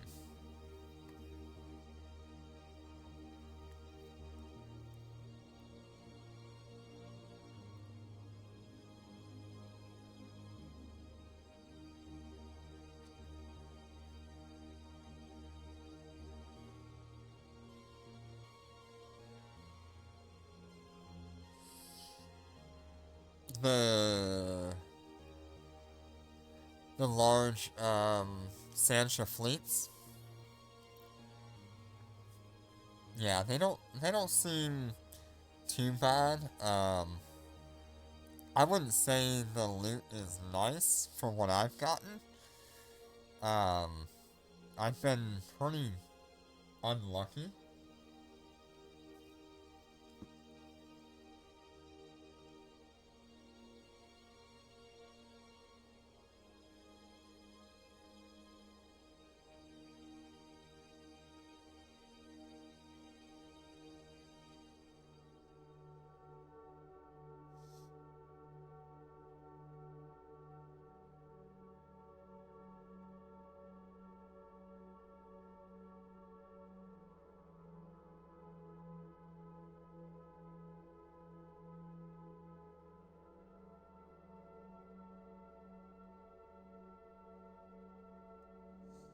Yes, it does take a lot of time.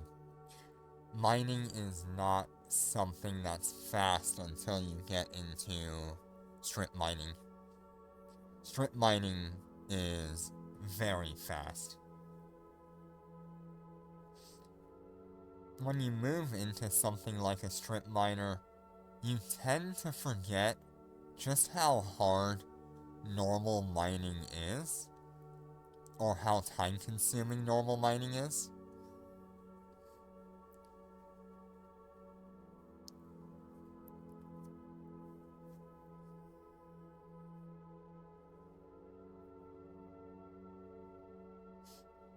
It's very good if you're looking for one specific mineral or rock, but I find that when you need all of the materials, like, all of the time, it's better to just do strip mining.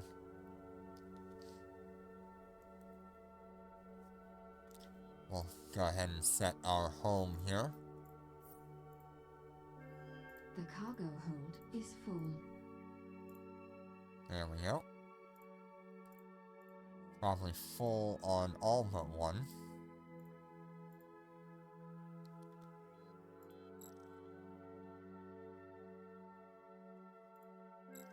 The cargo hold is full. I'm gonna let this one cycle one more time.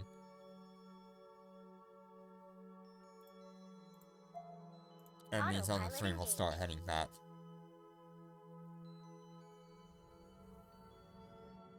Warp drive active.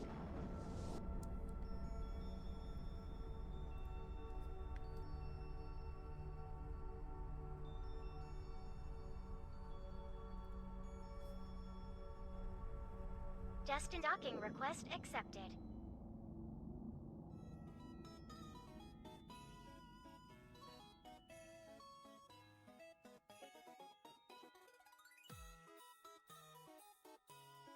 Yeah, I think low sec.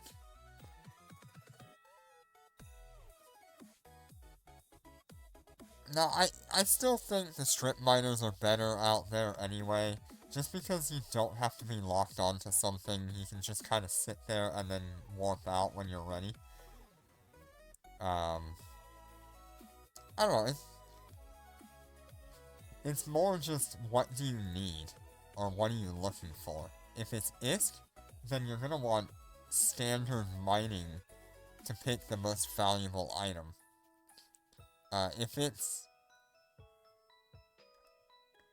If you're after, just everything, like I am, then strip mining will be much easier. Although I will say that if I go out to low sec, and I'm mining Spud Main, that will literally cover all of the materials I need.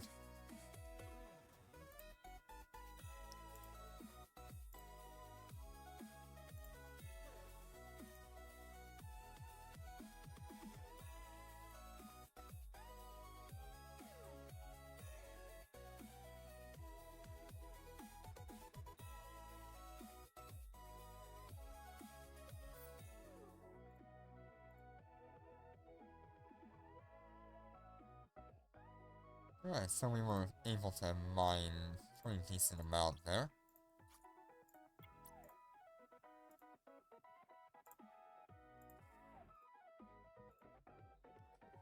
Let's see, if we compare 83, so 89 and 7,000, 4,000?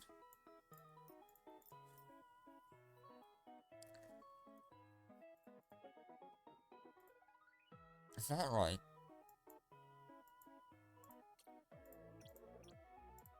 Yeah, I guess that's right. This one had a different volume compared to the others.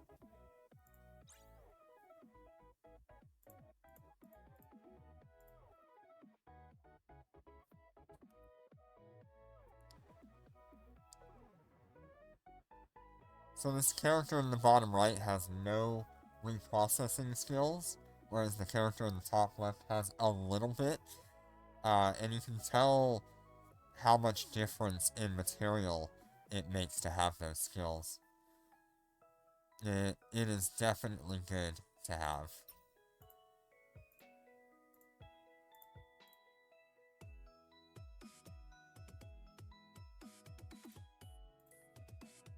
So 28 hours on that.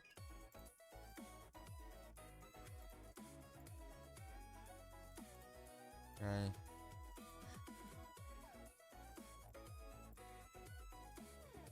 $60 hours on that.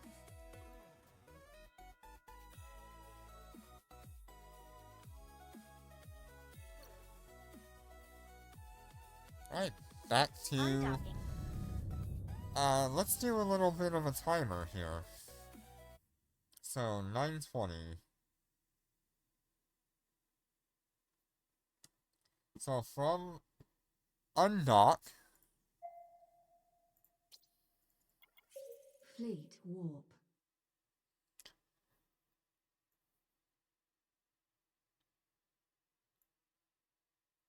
Warp drive active. we'll see exactly how long this takes from undock to redock.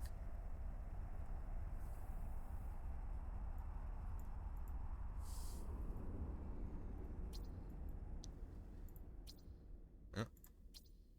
Expand fleet lock.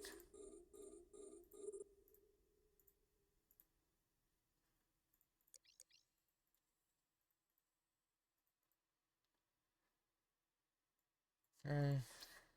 Link command, fleet lock. We know it's gonna take a few,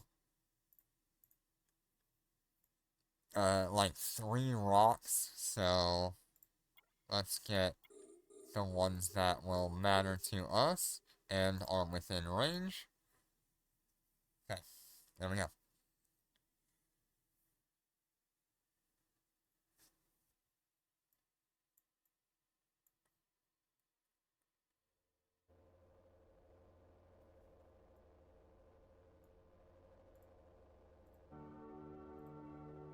I'm gonna be turning my various characters' audio on and off depending on if any of them have actual music going.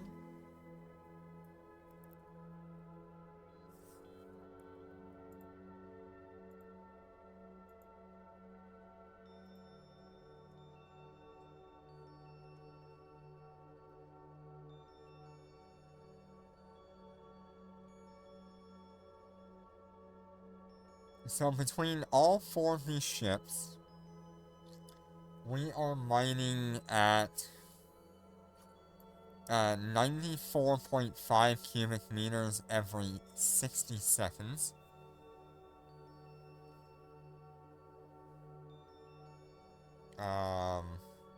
Each one of them has 4,000 cubic meters.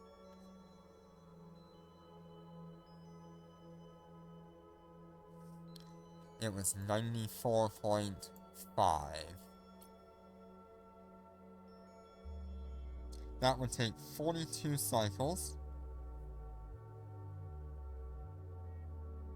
That is...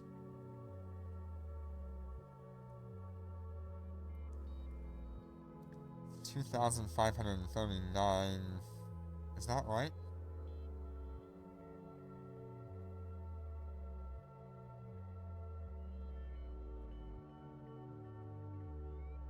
Yeah, it's like, I don't know.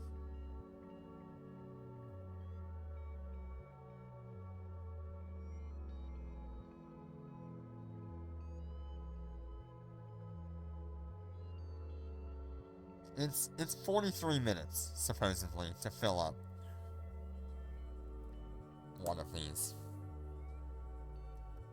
Because 42 cycles is 42 minutes. Each cycle is 1 minute.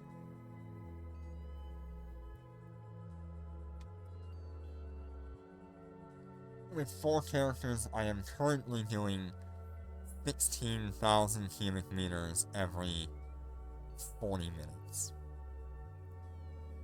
Which is a little ridiculous.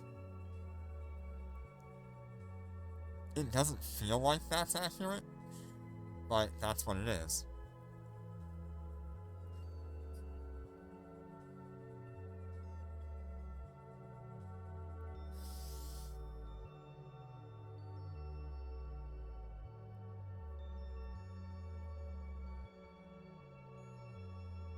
Normal mining takes forever. And we can cut down that time by having, mining circulation rigs, which will make our activation time shorter, making our mining times faster. And that's something we should do. It could bring us from 42 minutes down to like 35 minutes, depending on what rigs we use. Let's see what one of those costs on the market. That's insurance.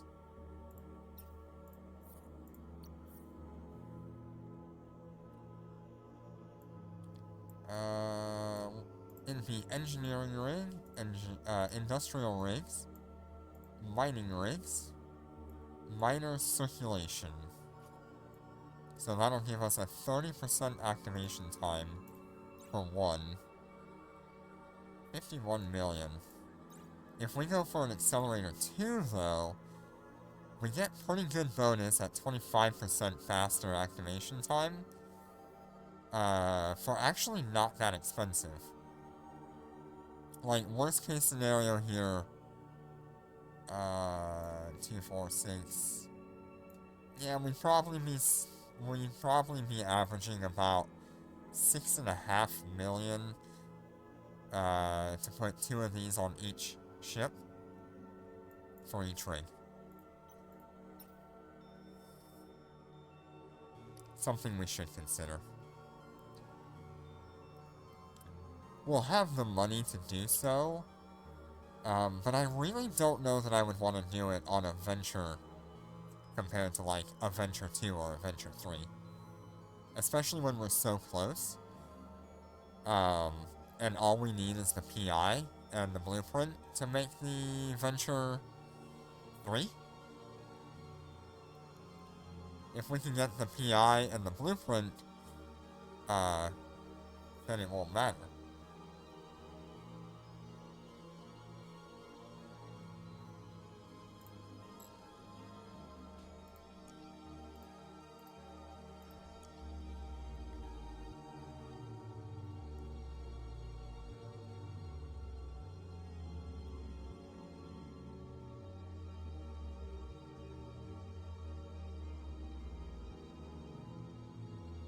I'm gonna have to see if there's another one here.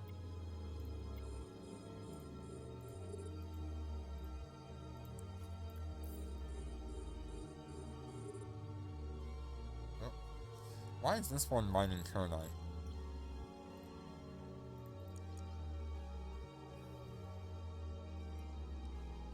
I want armor.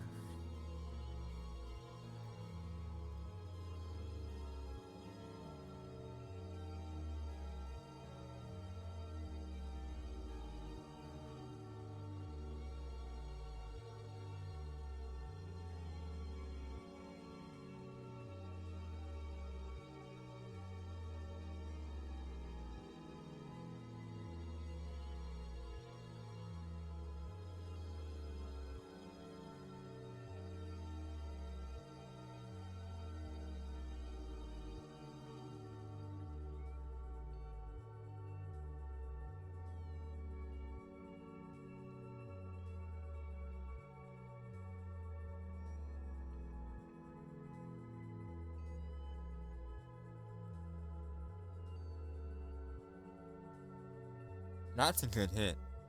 42k on a nightmare. Was that in armor or shield? I assume that damage was a armor hit.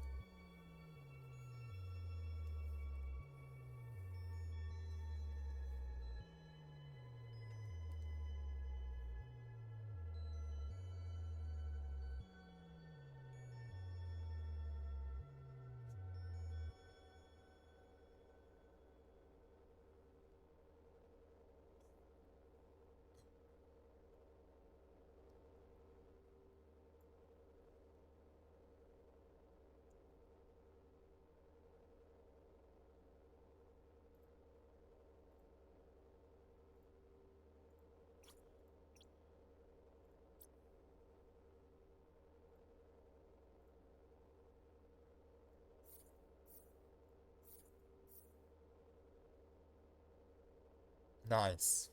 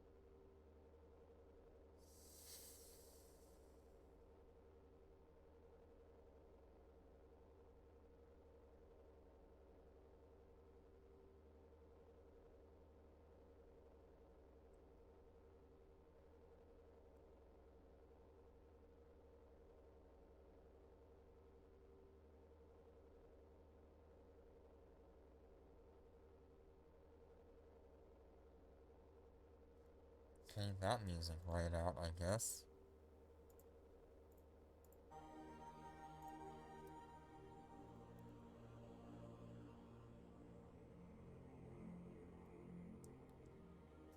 And one of my characters disappeared. 20. There we go. We're back.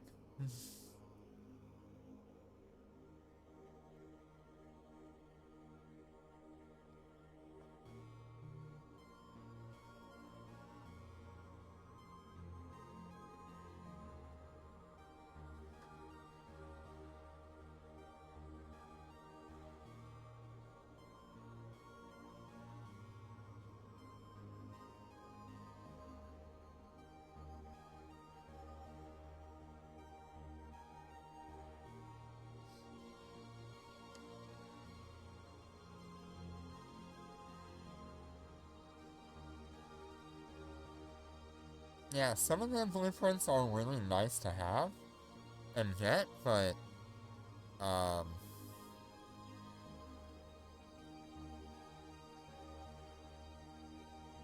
it's not any of the new modules that I've seen.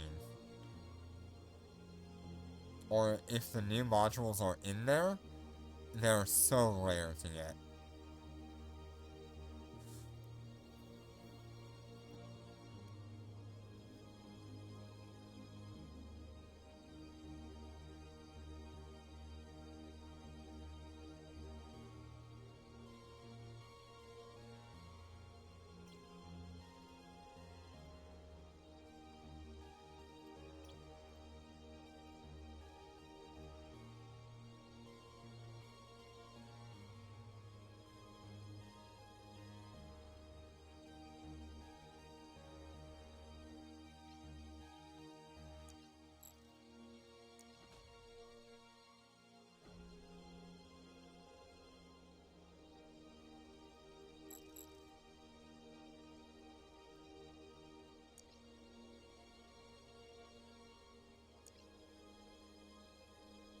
Make sure all of us are going after the same rock here.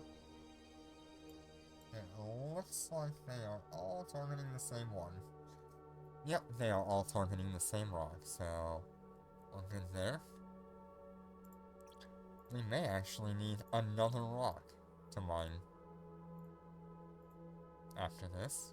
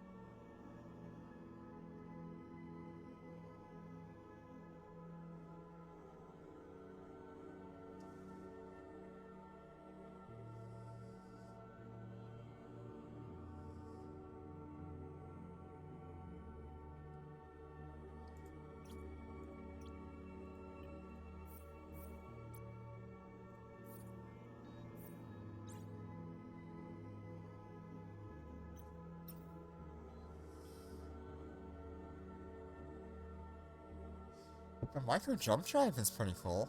I like that.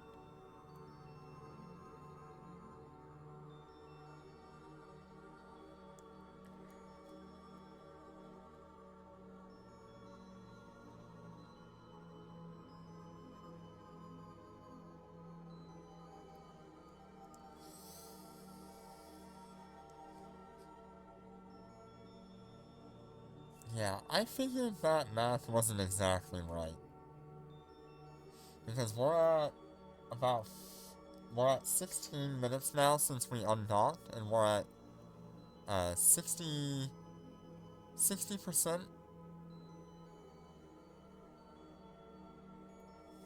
Not sure why one character is just so blatantly far ahead. I might have to stop him for a cycle. Hi, Jitter, how you doing today?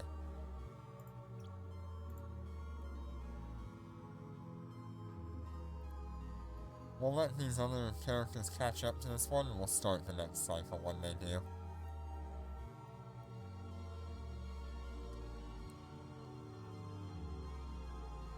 Ah. Well, it's good you got your workout in.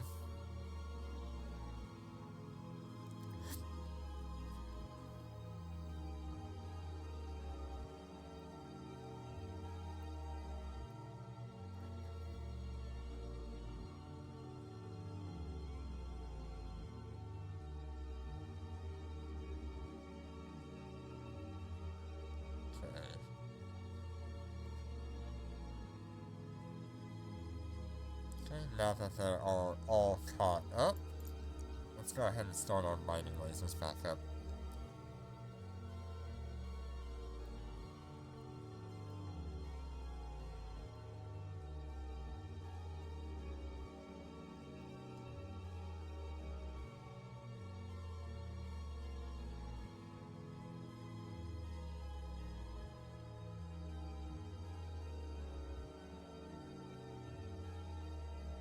Yep, I will be doing as much as I can tomorrow, so long as we actually get content to do. I'm gonna be very upset if these fleets are completely done before anybody actually wakes up in our time. Like, it better not be only like a 1 hour thing.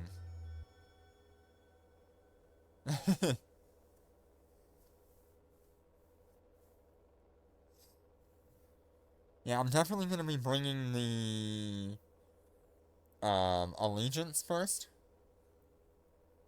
and then maybe I'll see about bringing the the Cobras as well.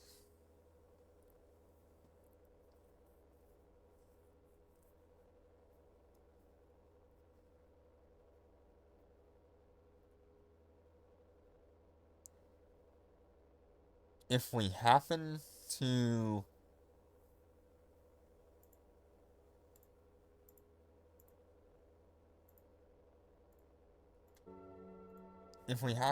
come across, like, the really big fleets, then I need to find a way to get my Cyan from wherever it's at to that system. God, I hope that doesn't take like an hour to do.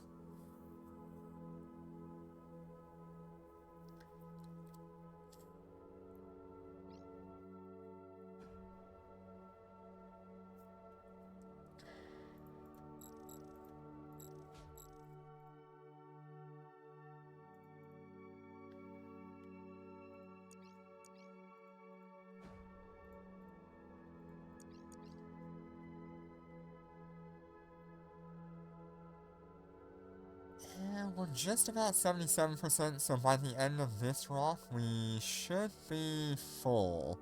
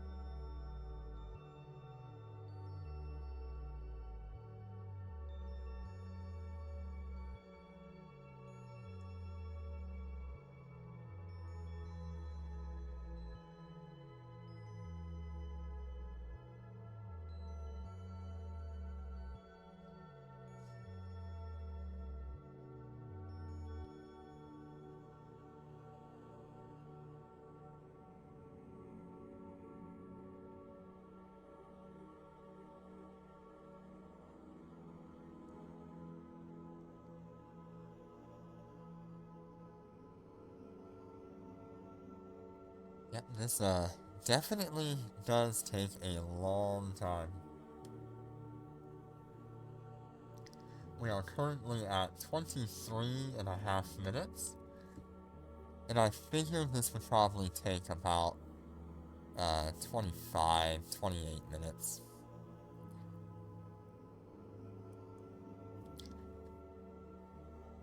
Ah, I see what I did wrong here. I calculated the time it would take for one mining laser. I did not calculate the time for both mining lasers.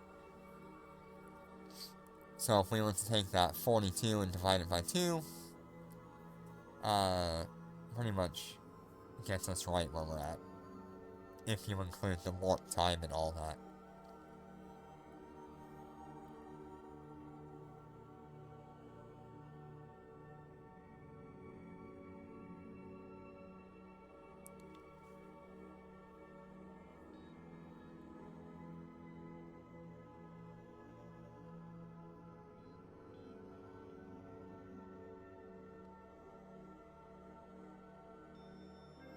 The cargo hold is full. That one has mined out everything. The cargo Complete, hold complete, is complete, full. and complete. Autopilot engaged. Autopilot engaged. Warp drive active.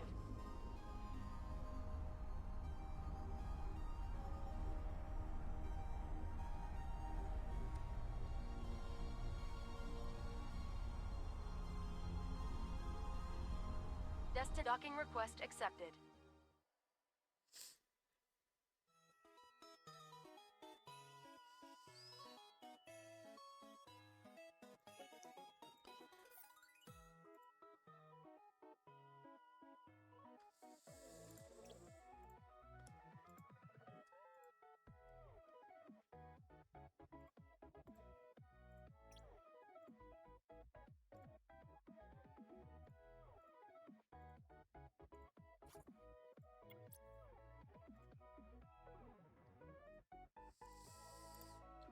Alright, so that was 25 minutes to do one full ore hold on each of these ships.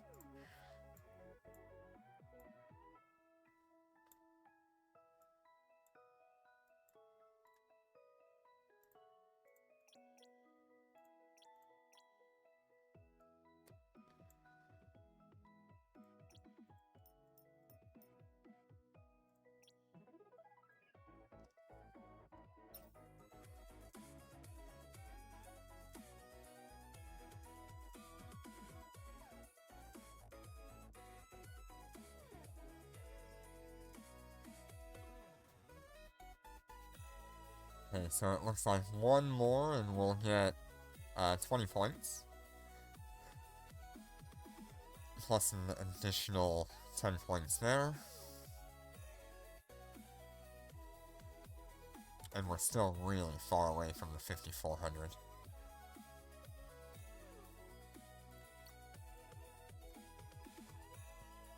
This is the regular venture.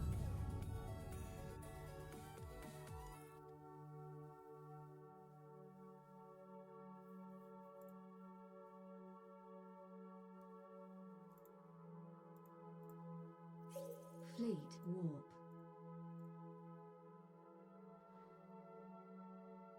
Warp drive active. Warp drive active.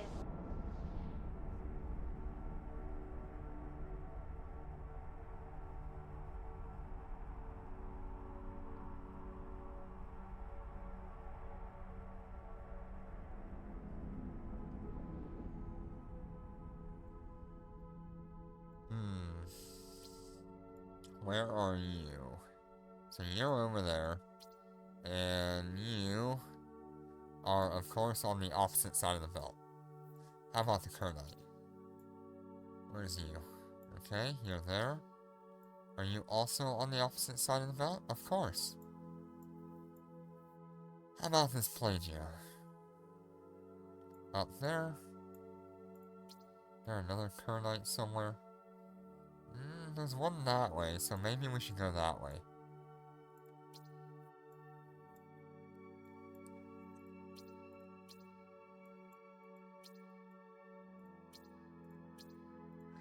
I really don't like this belt. I might go to a different one.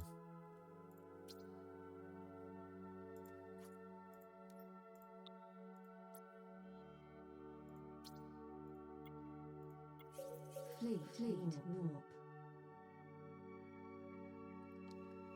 Warp, Warp drive, drive active. active. I should just be, going for one belt and trying to clear it out. But these 4 ventures are never going to clear out a whole belt without being here all night. Why is everything so far away? Oh my gosh. Amber. Okay. Only 1 Amber? How much health is on it? Ah. That's fine. Lots of Kernite and Pelagia place.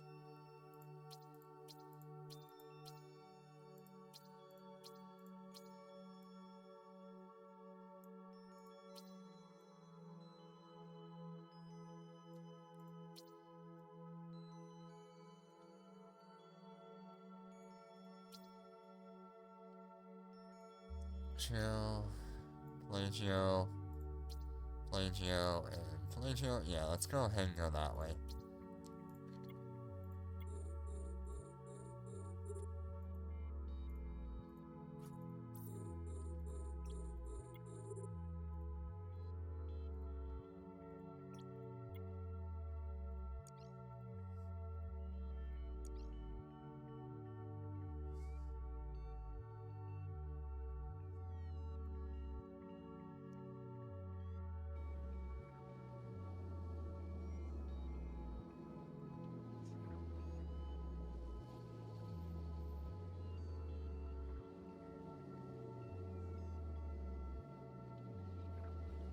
So I really don't think that going for the... Ooh, hey, we are overshooting here.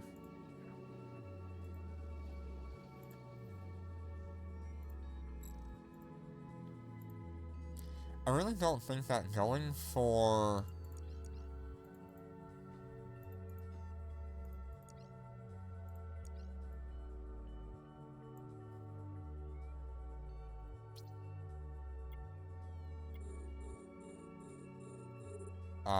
the planetary thing is going to be the right way.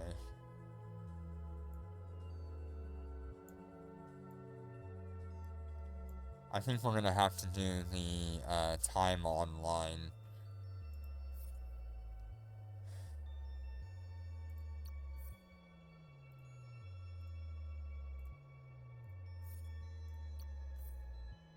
Even though it's not bad.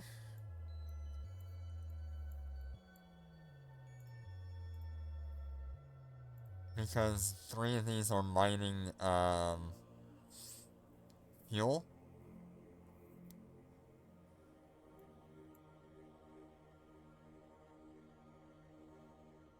It would probably be more beneficial to just do the time online.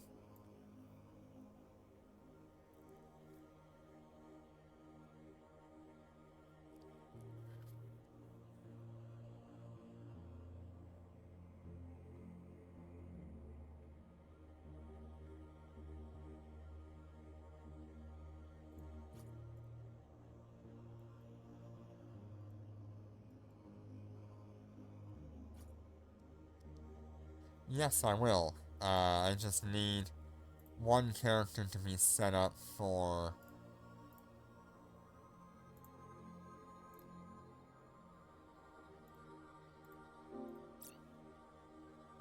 scanning.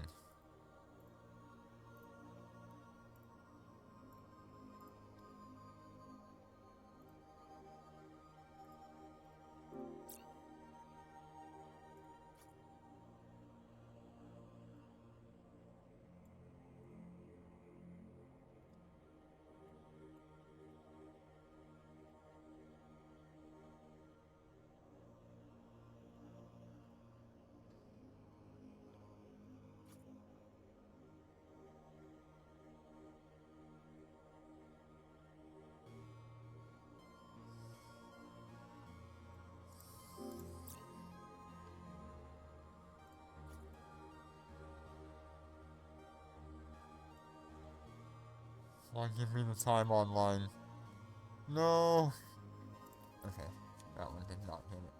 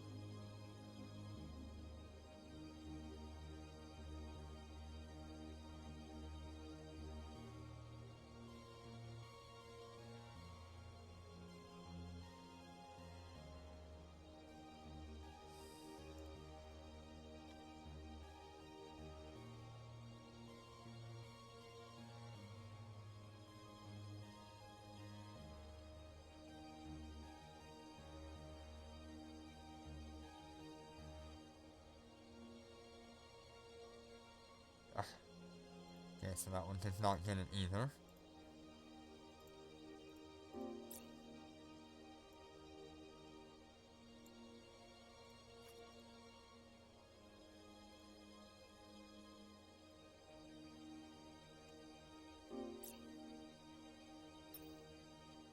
There we go.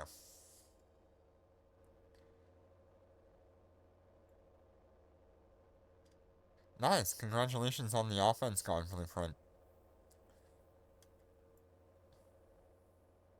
Yeah, if I can, it'd be kind of fun to take these characters into Nihilis and Cavella and all that.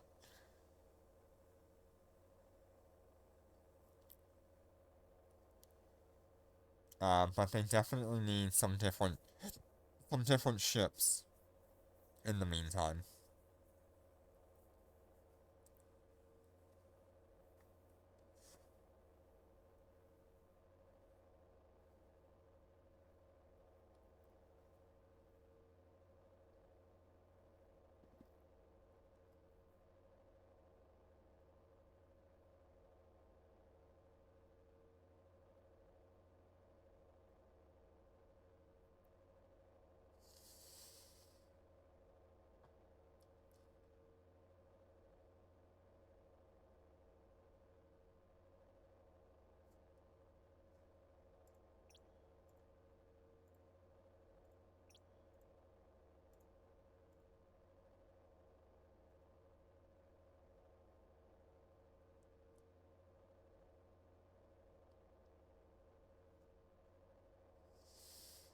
Don't really know what's going on with the lighting on this character.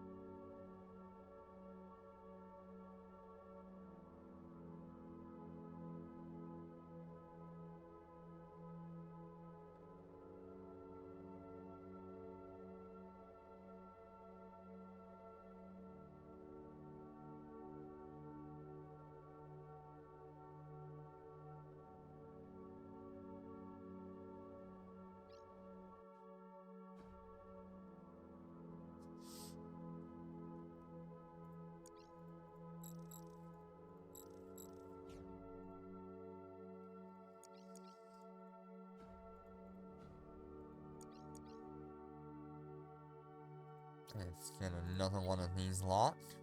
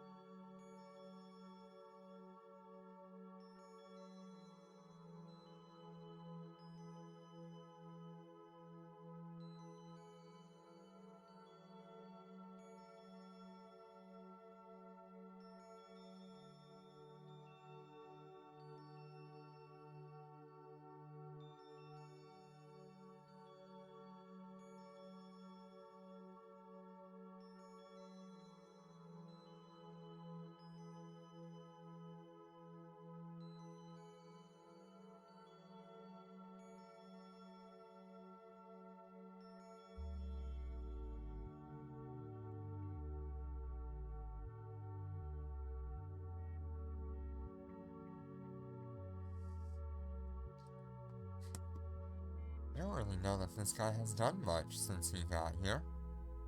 He's not mining or anything.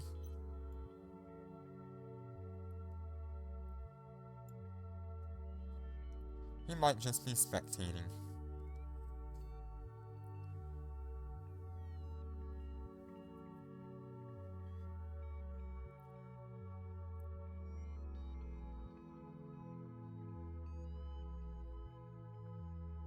I do have local turned on, right? Nope. I don't know if that's Reishi or not. Might be. It's not his normal character, I know that much.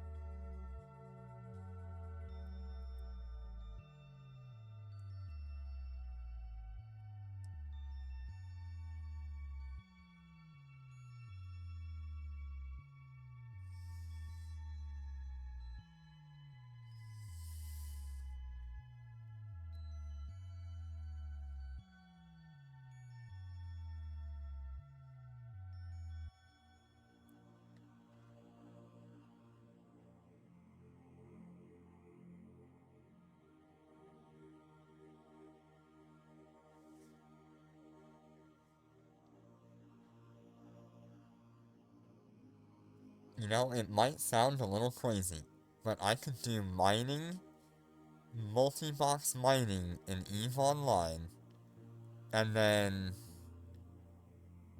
we could also multi-box EVE Echoes mining.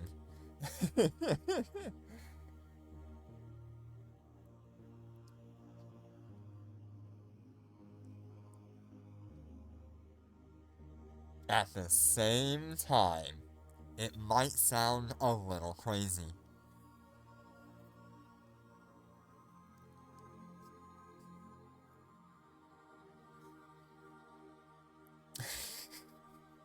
I have 32 gigs. I don't know if it'll work. But if everything's on low, maybe.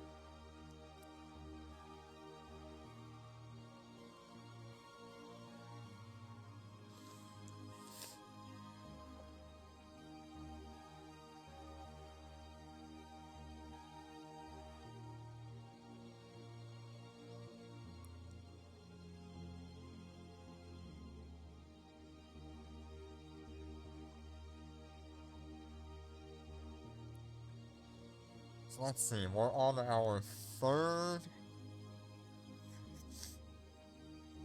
This is our third mining trip with these ships. And then we did one trip with the...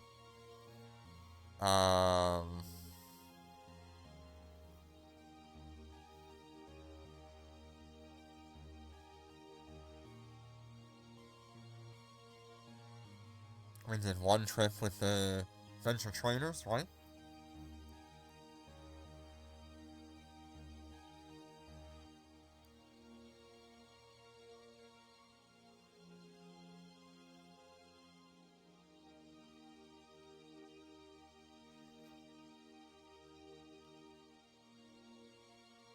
Yeah, I'm pretty sure this is the third trip with these ships.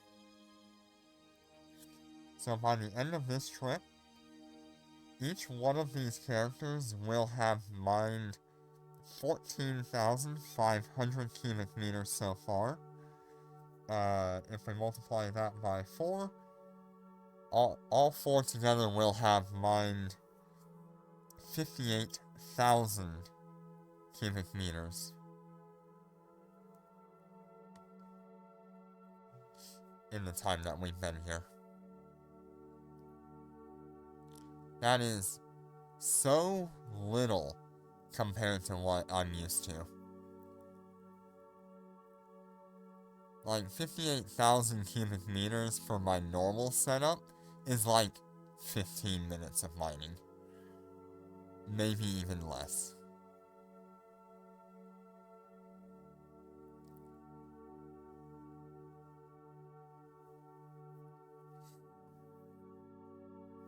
Probably less.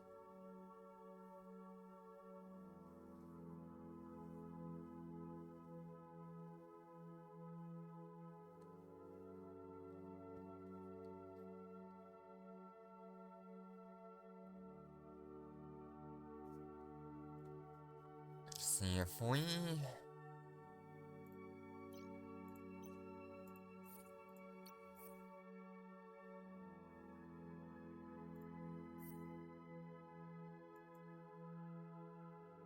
Yeah, so we need these points.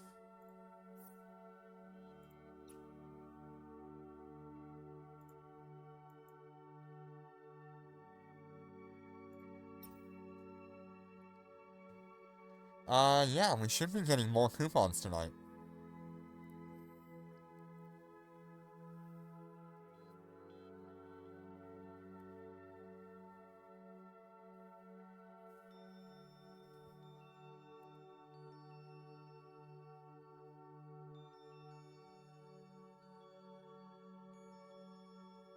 Or at least in the morning. For me.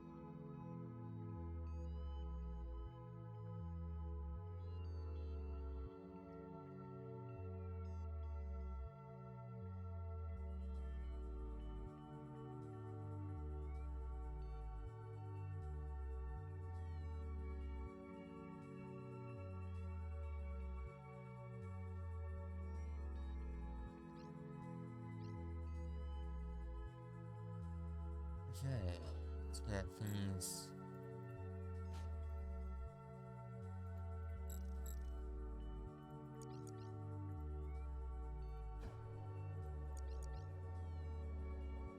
Writing the next one here.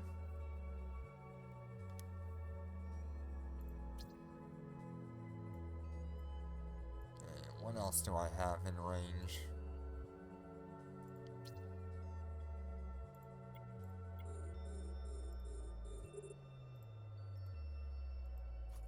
We'll see if we need to mine that turnite, but I doubt it.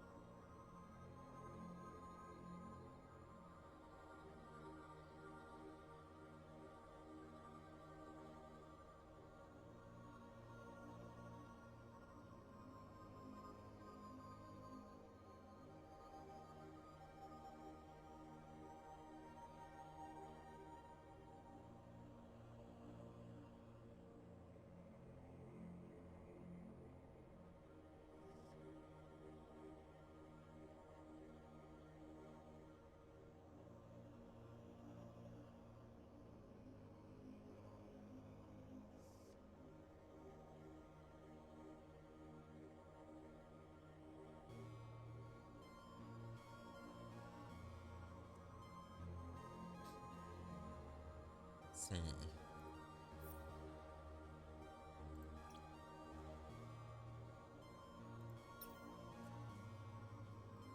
Not bad so far. Actually, I think we won't need that Cronite right away. What one are we in? We are in Group 2, not Cluster 2.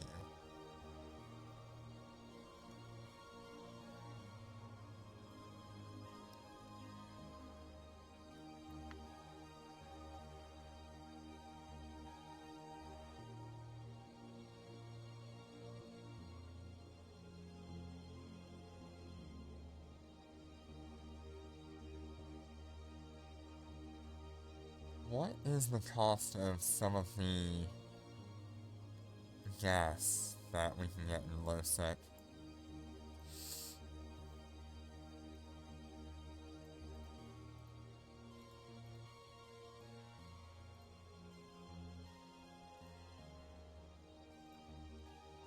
I think it's C50 that we get in low sec.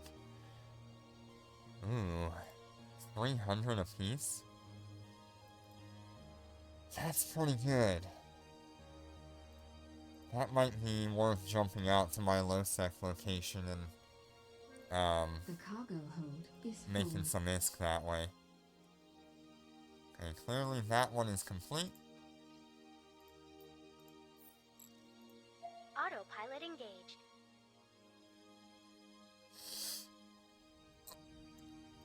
Warp drive active.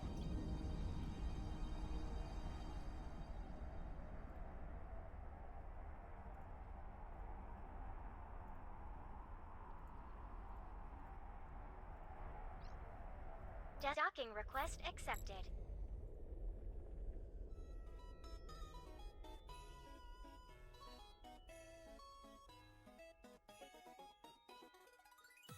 Yeah, not only do we get new coupons tonight, but it opens up week 3 of the region development. So that one's gonna have 800 Tesseract Star Cores. That The is cargo hold is really full. good. Autopilot engaged.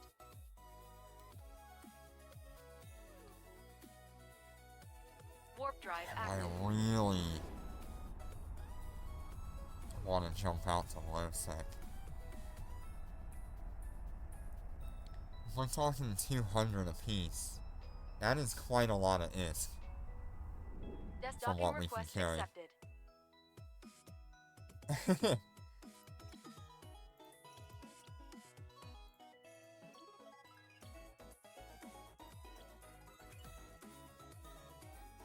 Yeah, imagine I get another capital 4 on these characters. What the heck?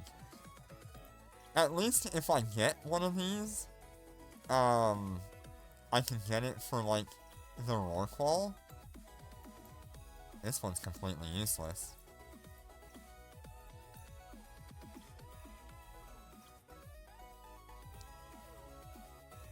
And this doesn't even go to the Rorqual. Although it does go to the Ascendant. Very nice.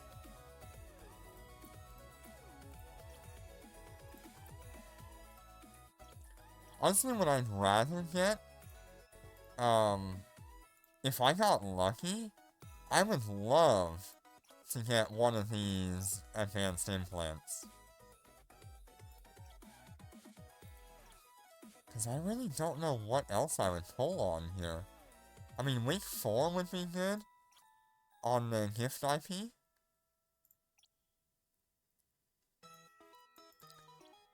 Forgot I was supposed to be doing this too. Okay.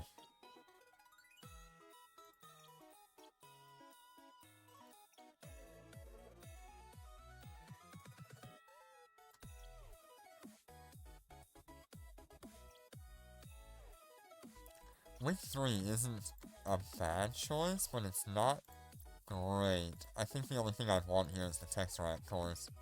And maybe the, research core? No, don't even want the research core. Week 4 is the better choice.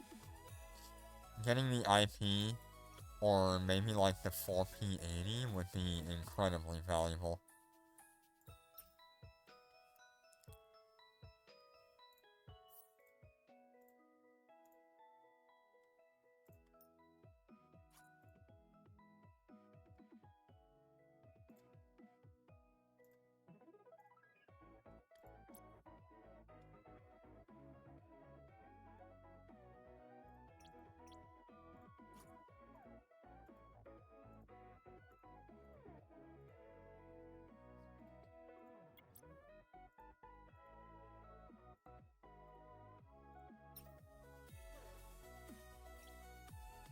Alright, I am gonna see if I can move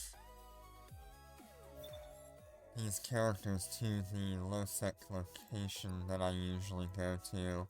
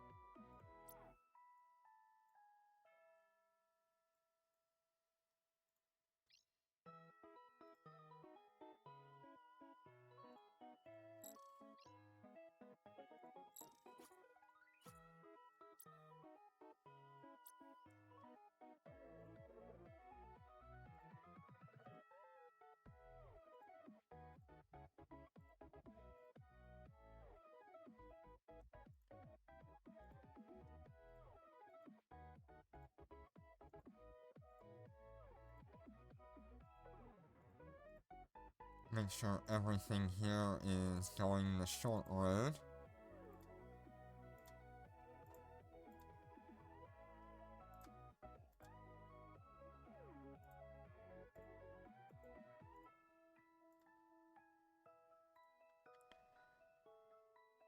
Okay.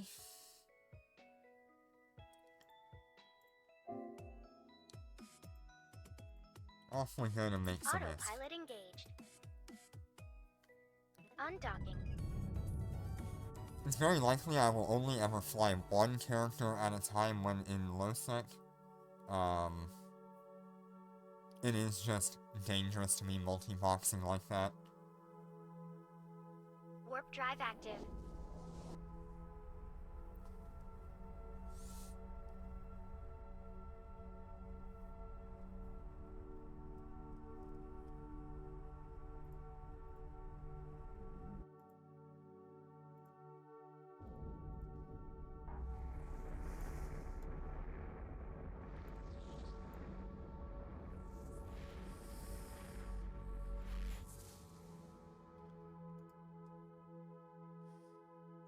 Warp drive active.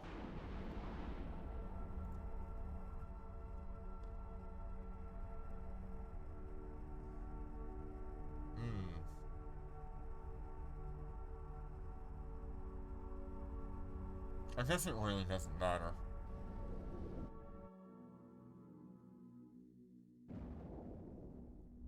There's gonna be too much blockage.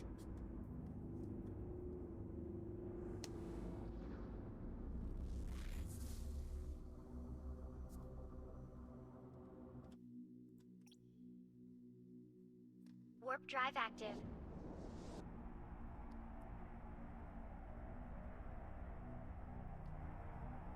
The location I'm going to has been a pretty reliable low-sec location. Maybe one person every 30 minutes to an hour might jump through. But that was about a year ago, maybe. Maybe 2 years ago at this point, when I was in this location, so we'll see what's going on in there.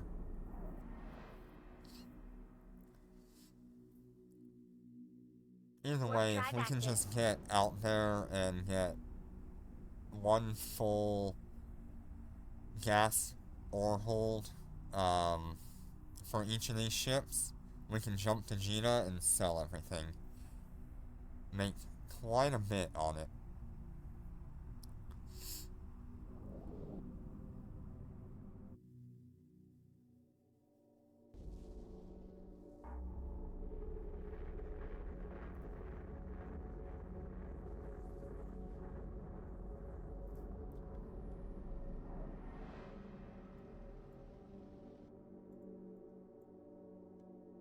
If anyone drive wants to active. play protection, you're more than welcome to join me and blap anything that comes off the gate.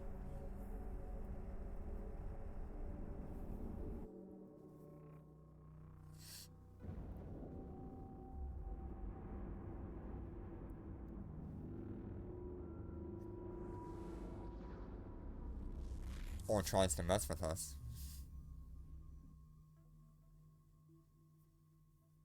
Warp drive active.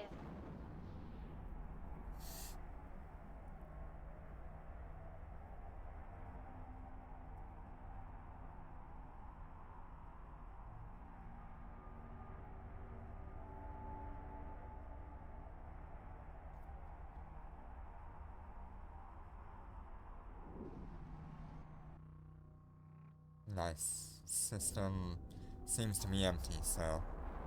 Oh. Yep, just all my characters.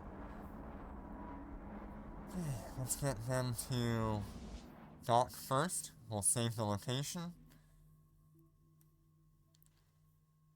Warp drive active. And then we'll start mining gas. It'll be valuable to me to have a full hold. It'll take some time to get all 4 of these full, just because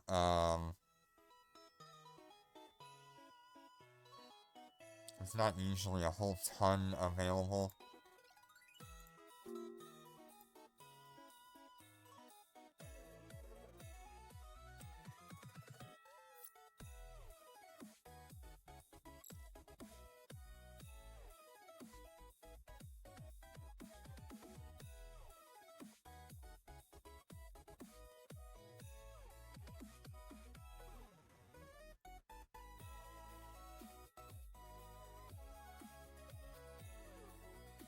This isn't someplace I go to often either.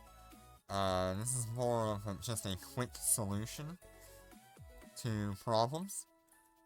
Because I would pick a vastly different location normally.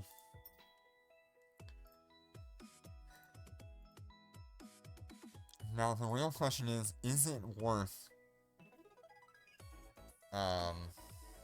doing this? Alright, I'm gonna hide everybody right now. And I will be back in a minute.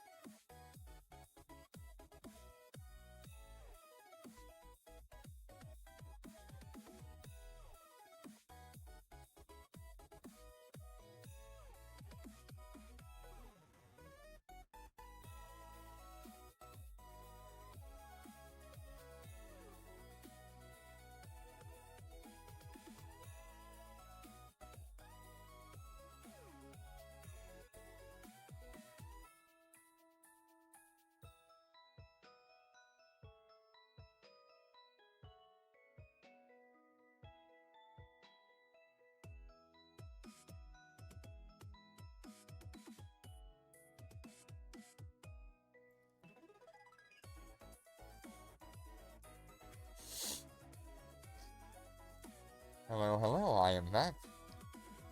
Okay, let me hide that. Get everybody up and running again. We're gonna try multi-boxing for a bit.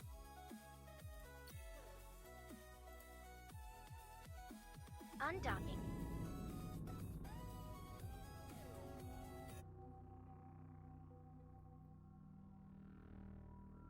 Any amount is gonna be better than nothing. Fleet warp.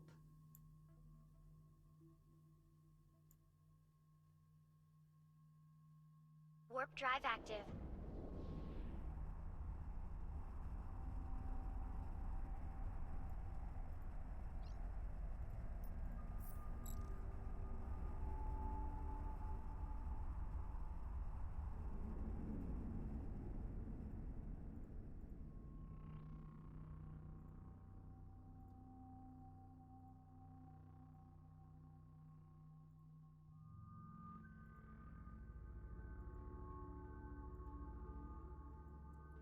Okay, so what we want here is the Fullerite.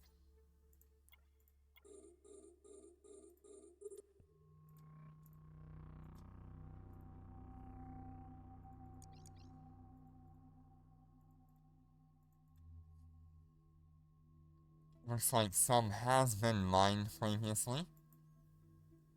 There's only the one now, I see.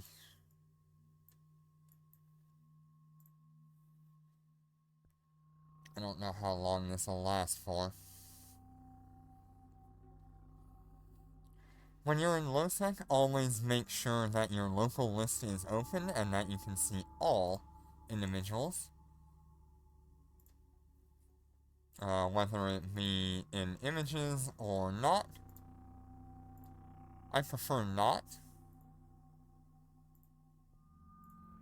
And no matter what screen I am looking at, I can always see, hello,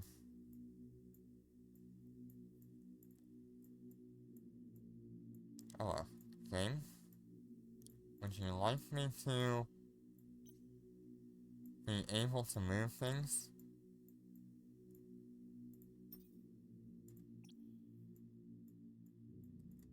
Oh, I hate when that happens.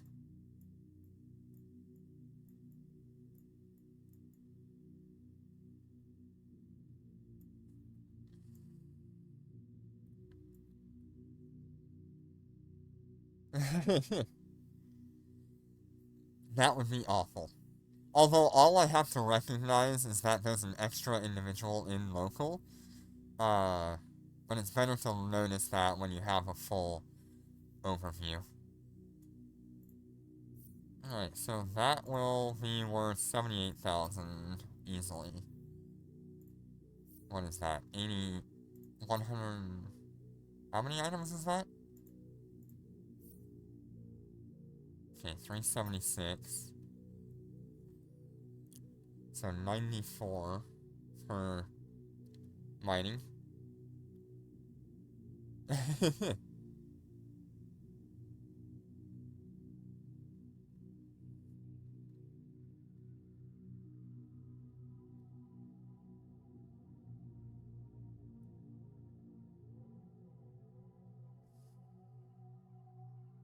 Yeah, if we can get a decent amount of this C50 and sell it, that'll be really good.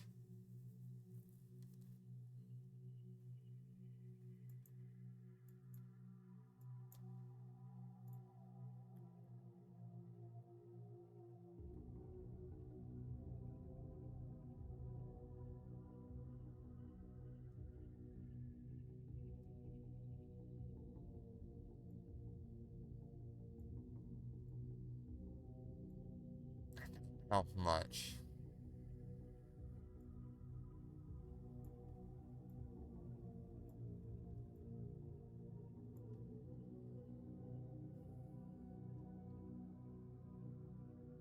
But at least it's not, like, completely obvious.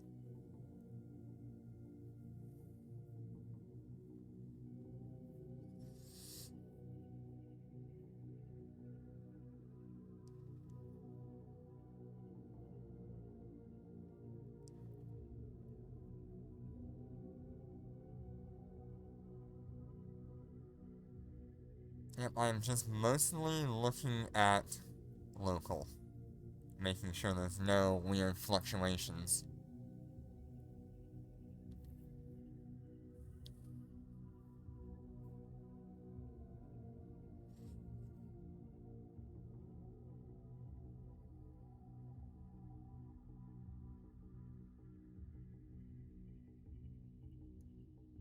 Yeah, most likely gonna get a warning, but all it takes is them to just, check a belt or something instead of scanning.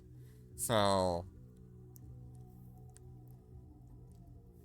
I would rather just see local and drop out of here.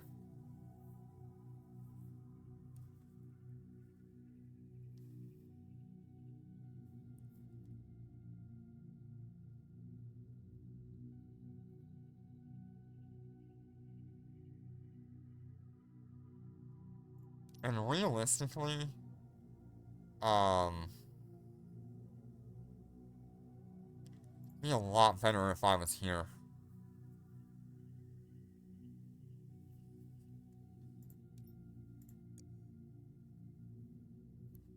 Under all.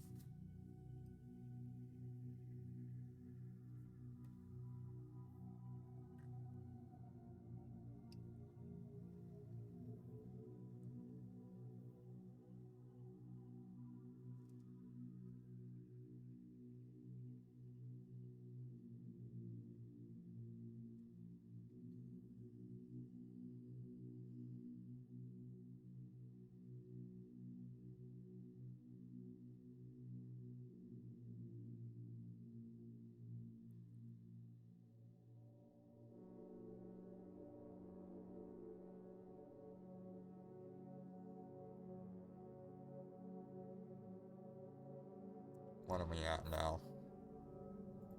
About 400,000 worth of fuel, of C50 and all of these characters. Yeah. It's a really good income if we can maintain it. If we do this like once every so often for our ISK income on these characters, it won't be too bad. Like I said, most of our income is gonna actually come from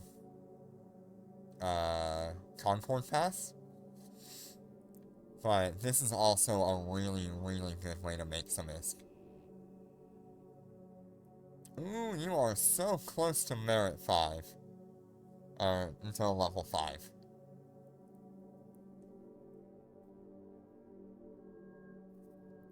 You got this.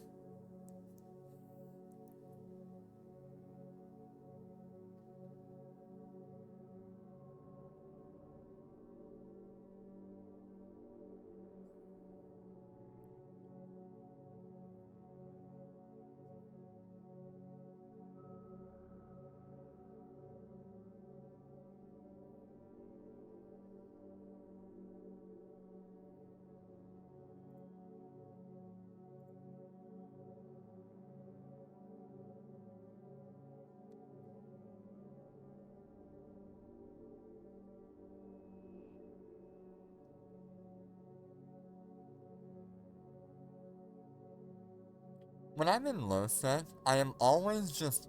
I find myself to be, like, ultra paranoid. I'm naturally just like a high sec person. I like to relax and just enjoy what I'm doing. But when you throw the wrench of PvP and ship loss into everything that I'm doing, it can really set someone on edge like myself. Nullsec isn't as bad, but there is a difference because I am flying much more expensive ships that can usually defend themselves pretty well. Things like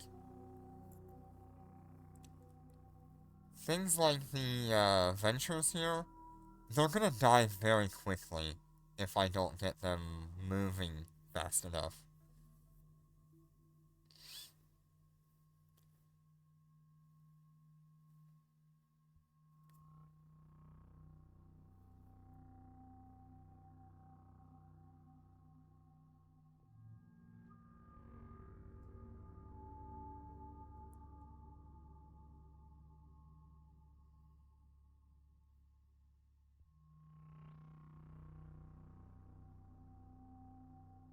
Okay, this C-50 is almost gone. I think we're gonna try moving to another belt. But maybe we should just drop off first. So that way we have it safe instead of just dying with it.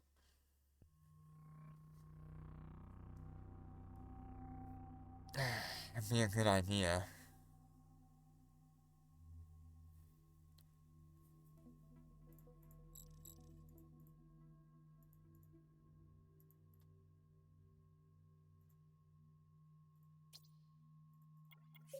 Fleet warp. Warp drive active.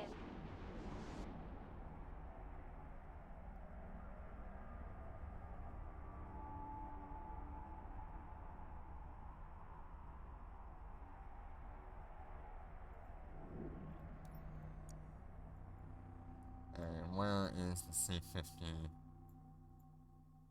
It's 25 away.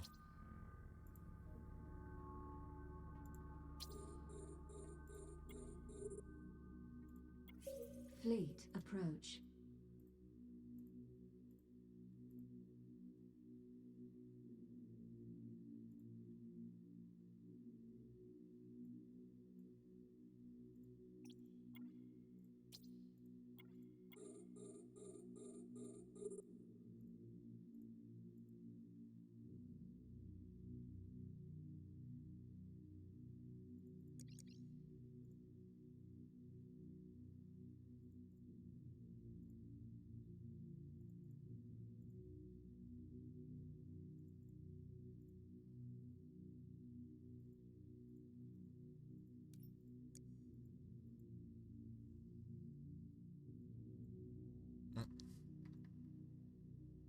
Forgot to stop that one.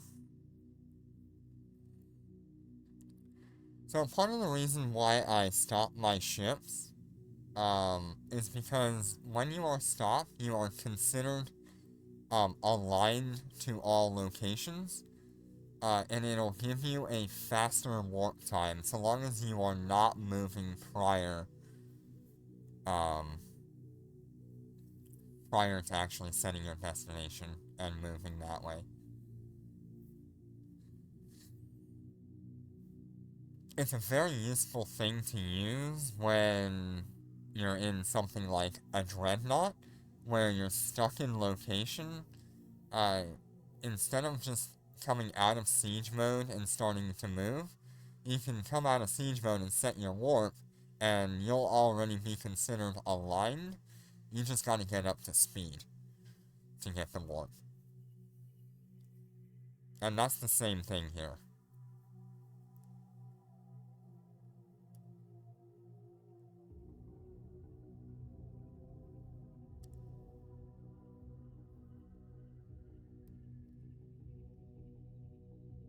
I'm surprised that there's only one C-50 cloud in each of these. There used to be two. I remember,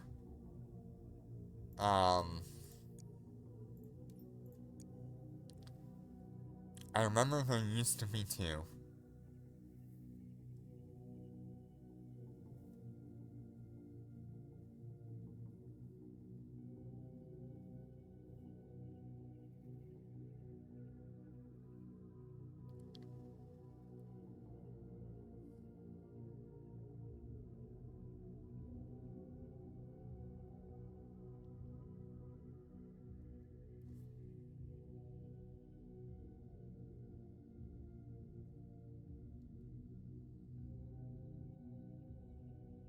I don't know what'll be faster, me hitting autopilot or me doing a fleet warp and then hitting autopilot. I think me hitting fleet warp and then autopilot is going to be faster for me.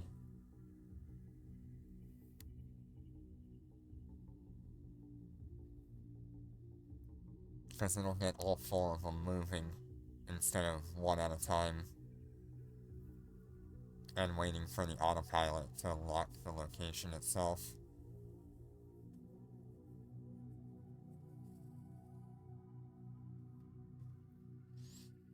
You kinda have to be ready though. Alright, what are we at here? Almost 1 million. Very nice.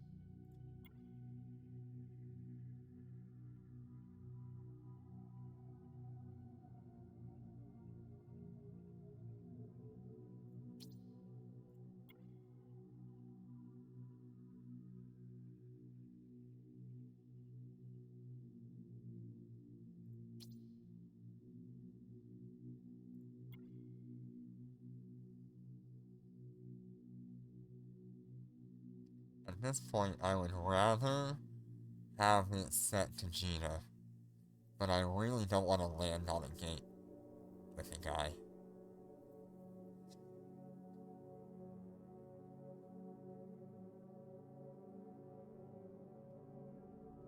I don't know if I want to risk one more cloud.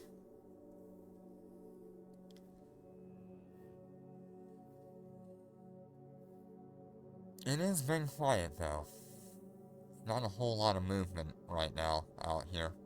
It's pretty late at night, so hopefully most of the problem people are asleep, and we'll have quite a bit of quiet time. This is part of the reason why I'd rather have a retriever out here, because then I don't have to think about, like, getting within range of any of this. I can just activate the modules and move on, but they are quite a bit slower to warp. God, that cloud keeps flickering, and I think it's a warp alert.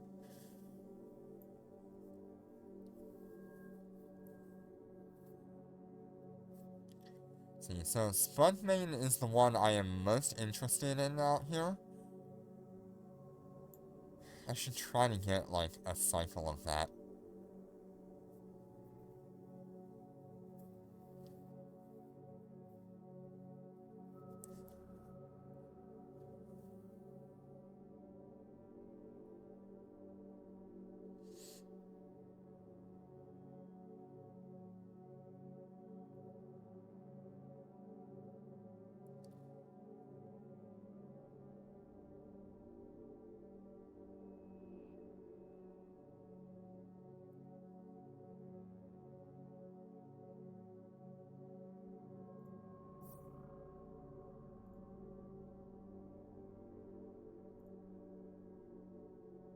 $2,934.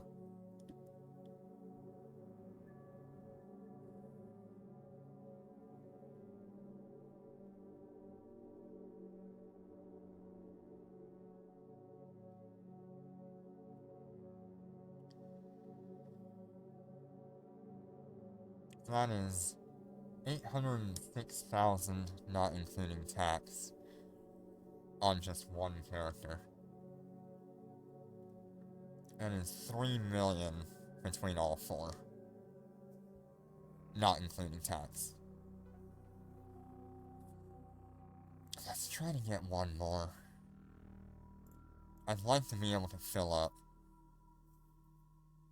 Like I said, I really should just grab the Spudmane though. Is there one, like, really close? Yeah.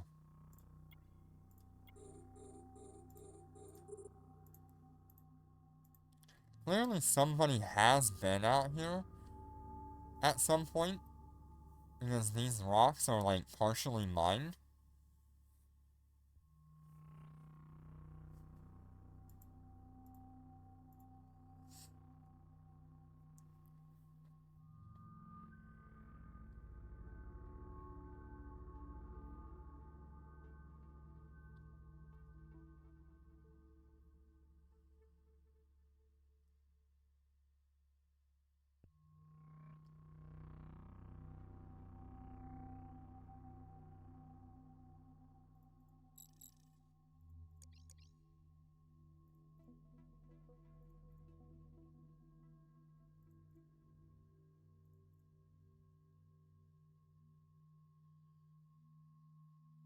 Let's just try to get some Spud main.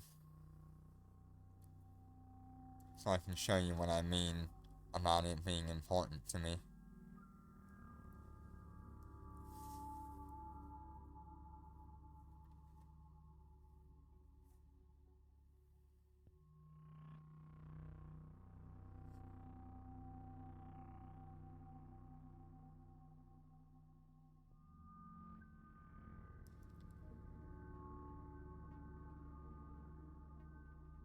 It's more lovingly referred to as Spud, as in like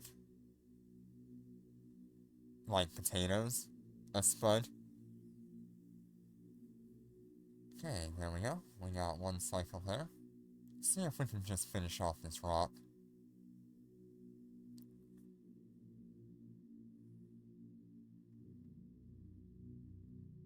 Seems to be going okay today.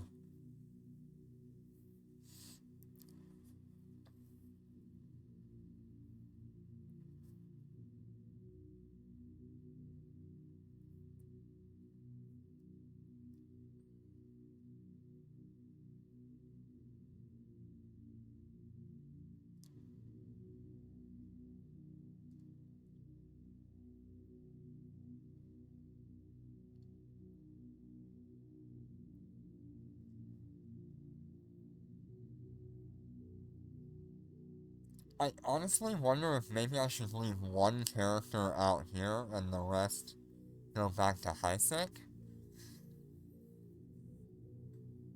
I don't know. It'd be hard to keep track of everything if I have to pay so much attention to one character.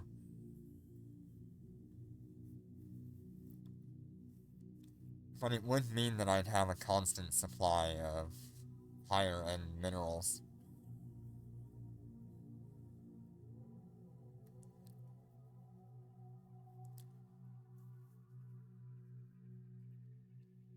What I really ought to do is set, like, a cloning station out here, and that's probably what I'll do. If I have that skilled into all these characters, I can wait a couple of minutes to get that up and running. So long as I don't have to buy it on all the characters, which could happen.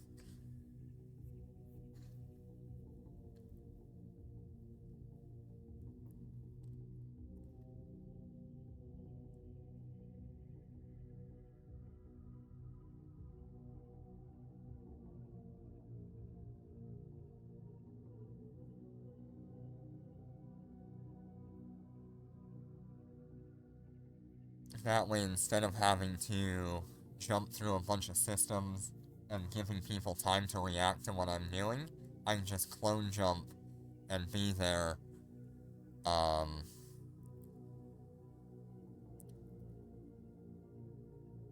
skipping any sort of, like, eyes or anything that might be on the way here.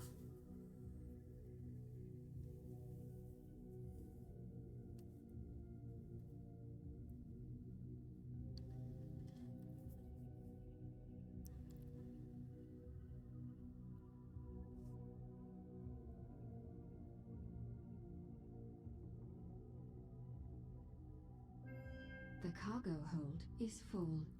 That one has filled. That one has filled.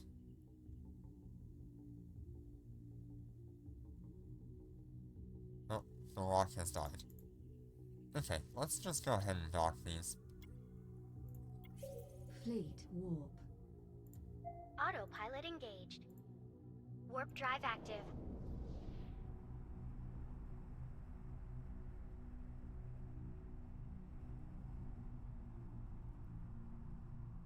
I know I don't have to turn off my modules, it's a bad Destiny habit docking for me. request accepted. It's just something that I do, and it slows me down sometimes. Okay, let's have a quick look at what we ended up with.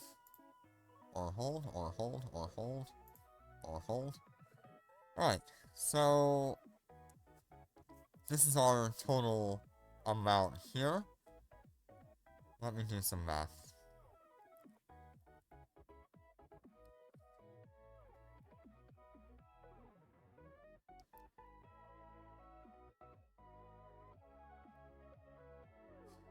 So that is 12,804 of the Fullerite C50.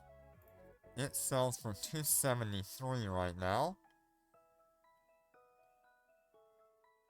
That is 3.495 million. And then we also got Spudmane, which we ended up with 215 plus 228 plus 272 plus 174. 849 of it. Look how much look at the volume of minerals we get out of Spudmane. 5,910 trit. 1,122 pyrite, 108 mexilon, and 18 isogen. The isogen is the weakest part of Spudmane, but I usually need a absolute boatload of mexilon, and pyrite. So Spudmane ends up being like my go-to rock for pretty much everything.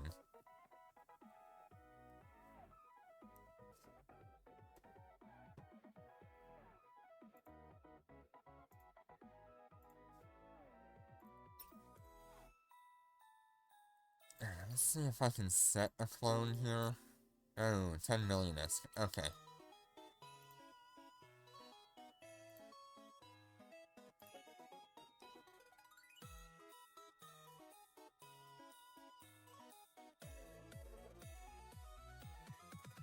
I can get around that.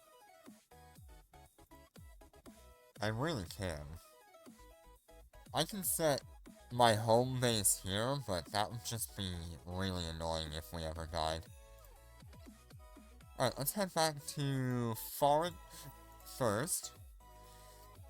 Actually, what is the Spudmane worth?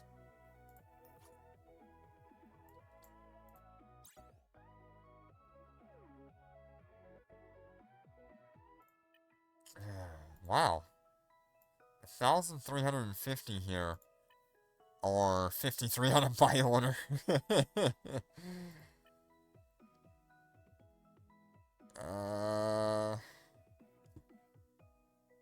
What was that? 849 times 1,200. It's a million. It's better if I keep it. Yeah, let's go back to foreign.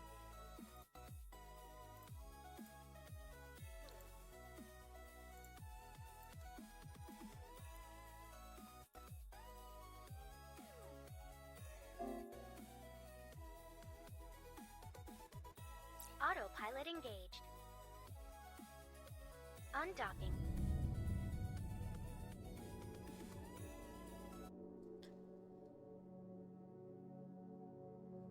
$31 large things. Oof. Actually, while I'm here, let me check real quick. Nothing.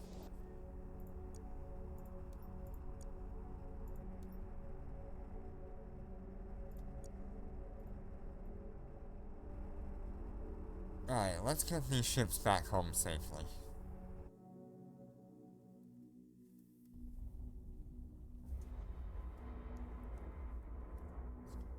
We came out here, we made a little bit of ISK. Now we are heading back.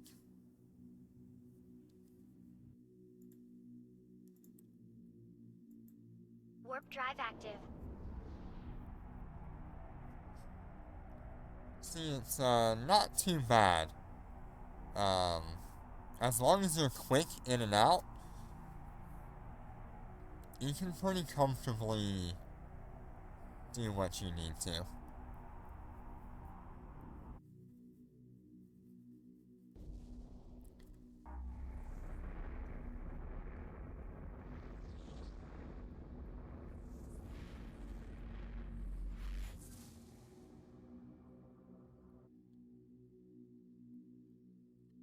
Warp drive active.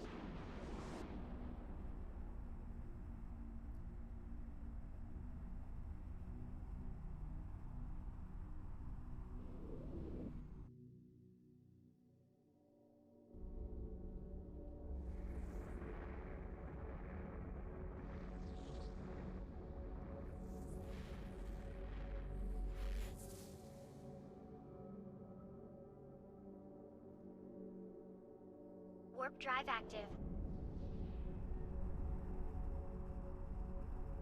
Who are you?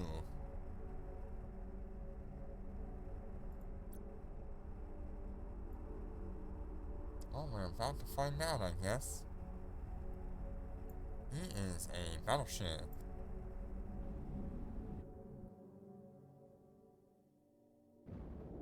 There are 2 battleships.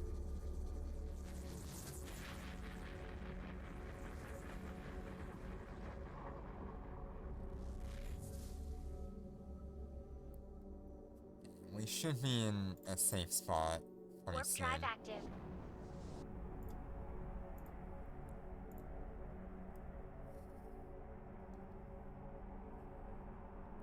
As long as we're going gate to gate, we're usually gonna be fine.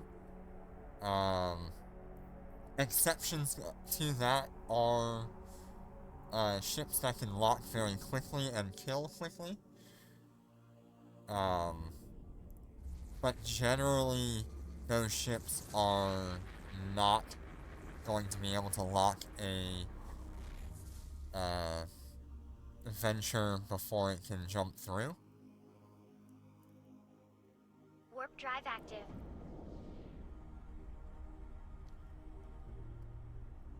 And since bubbles cannot activate in low sec, other than like maybe a fiend or something could activate a bubble. I'm not really sure on that. But normal bubbles cannot be used in low sec on a gate.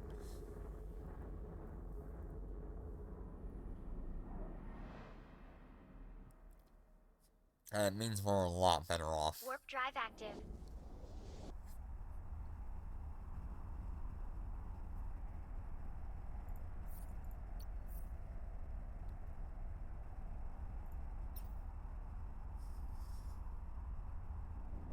Docking request accepted.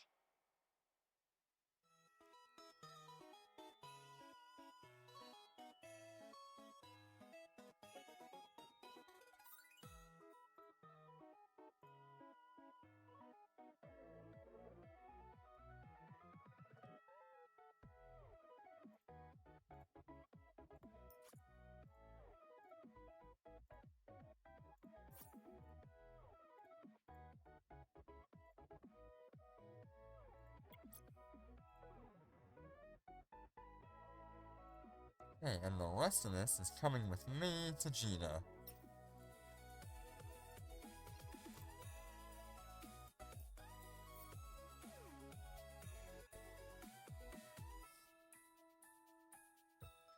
Now, I don't think it's valuable enough for me to reprocess.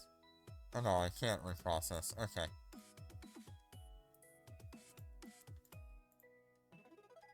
I would have to turn it into a... Autopilot engaged. like, ferrocene or something like that.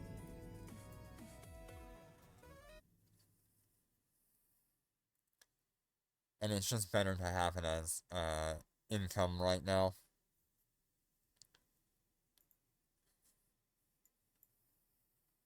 Warp drive active.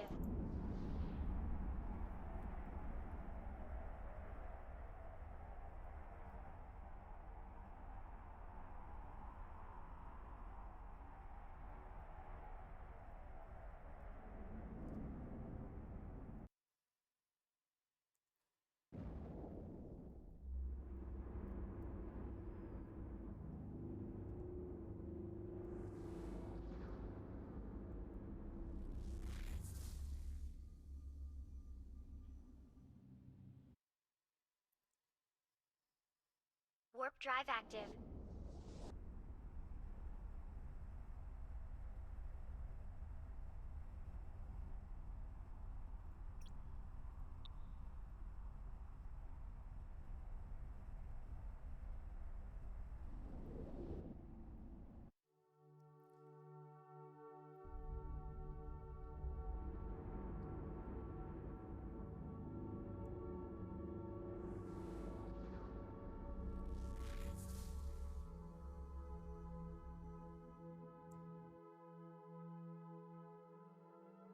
Warp drive active.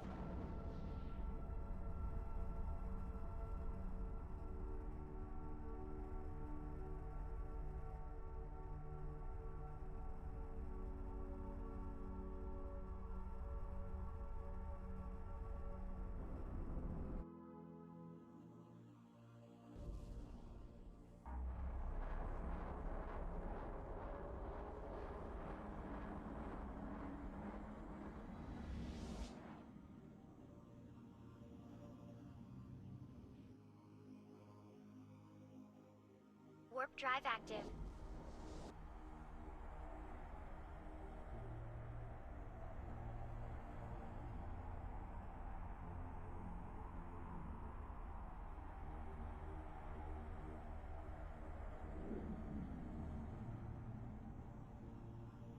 Destination docking request accepted.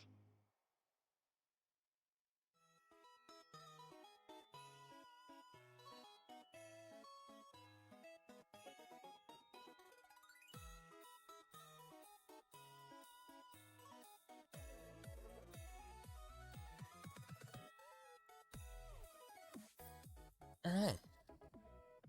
Once we sell this, I think we will end the stream today. I'll let these characters sit overnight, in order to gain some Concord points. Yeah, so that was 903 there. 891 there. Make sure you click sell now so it can take the tax out of it.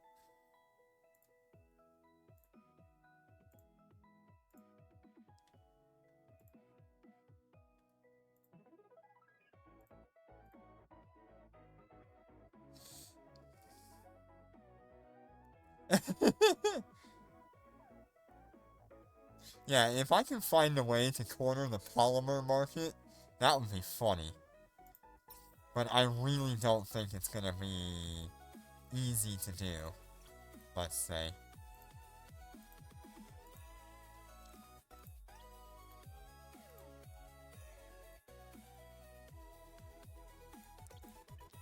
And besides, I'd probably just end up selling it to R-Corp anyway, because we seem to be buying a lot of it.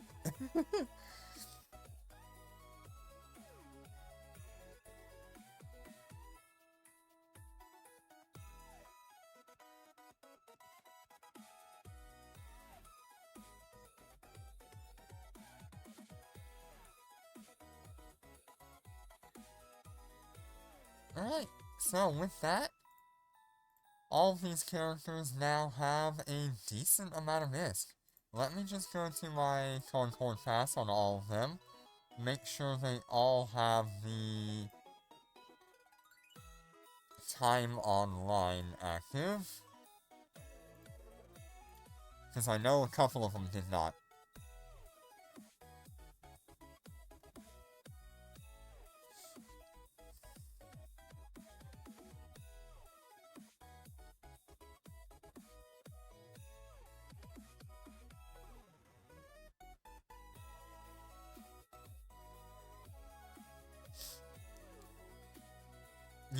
Yeah. Like I said, I'm usually one to sell it at the buy order price. And selling it on a contract would be a lot less expensive. You can see here the transaction tax on that was 162,000. 9,000 broker's fee. So it was like 172,000 off of the 903 that we actually did. But, you know, it was definitely some income.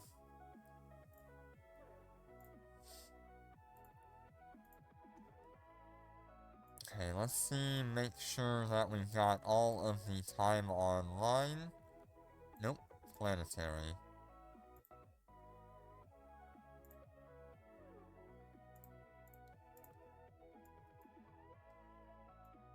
Planetary. planetary.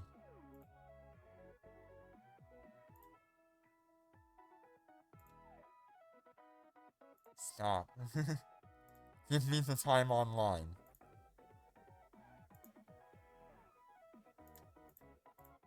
There we go. Alright. Cool.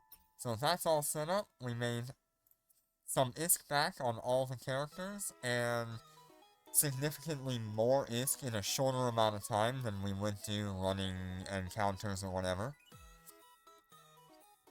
And you can do that at Tech 1. Like, mining gas is one of the quickest ways for an alpha to make money. The only other way that's gonna be sort of quick to make money is, as an alpha, is gonna be going and doing Concord Pass. If you can do Concord Pass by just letting your game sit overnight, like we're gonna do today, it will give us really good access to... Ooh. I guess I, need to do that. Let me set up the event on all three of these.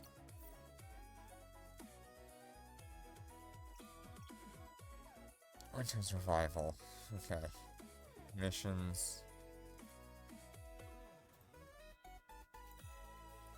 What missions was this completing? Just online? 52 completions? Nice. Manufacturing jobs. I should probably keep that.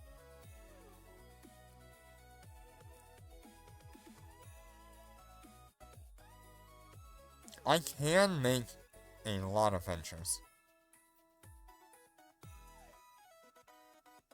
Maybe that's something I'll check into in the future once we get the retrievers up and running.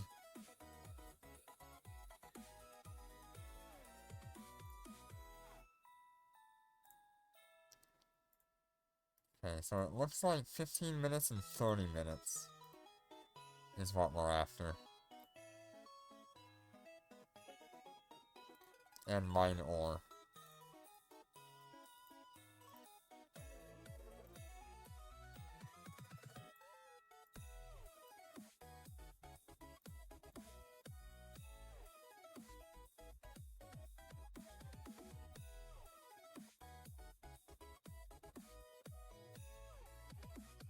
Planetary. Mine ore.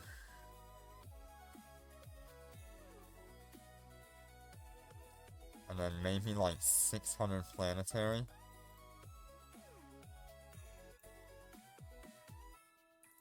Isn't there 600 planetary? Am I crazy?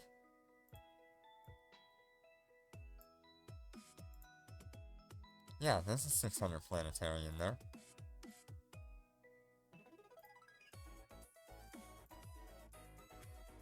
Do I already have it? No, we're just unlucky.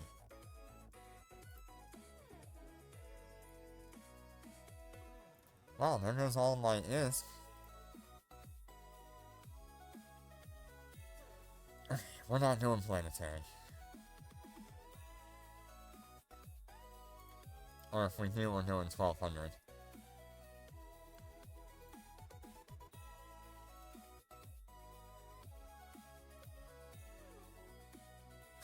Why?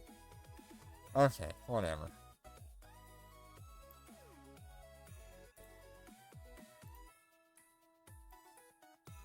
Okay, I've got the 600 planetary. Let's do 900 mining. 2400 mining.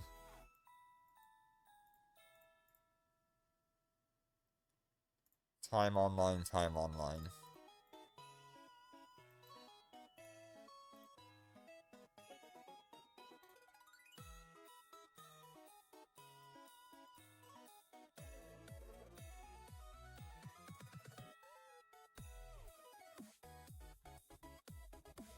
which that ends in 3 hours. So I'm gonna have to redo this all anyway.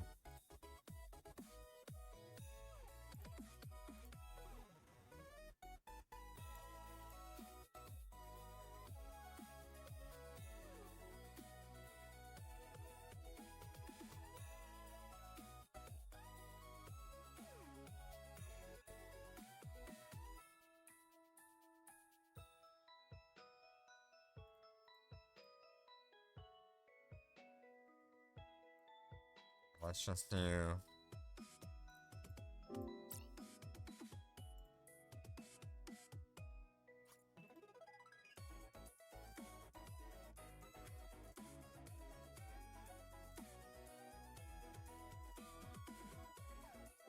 time online and move on, because it ends in 3 hours. Alright. Thank you all so much for joining me today on our Industrialists. Tomorrow I will probably be doing or checking into the raid content.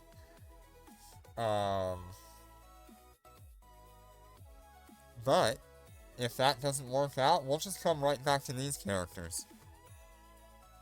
Thank you all so much for joining me.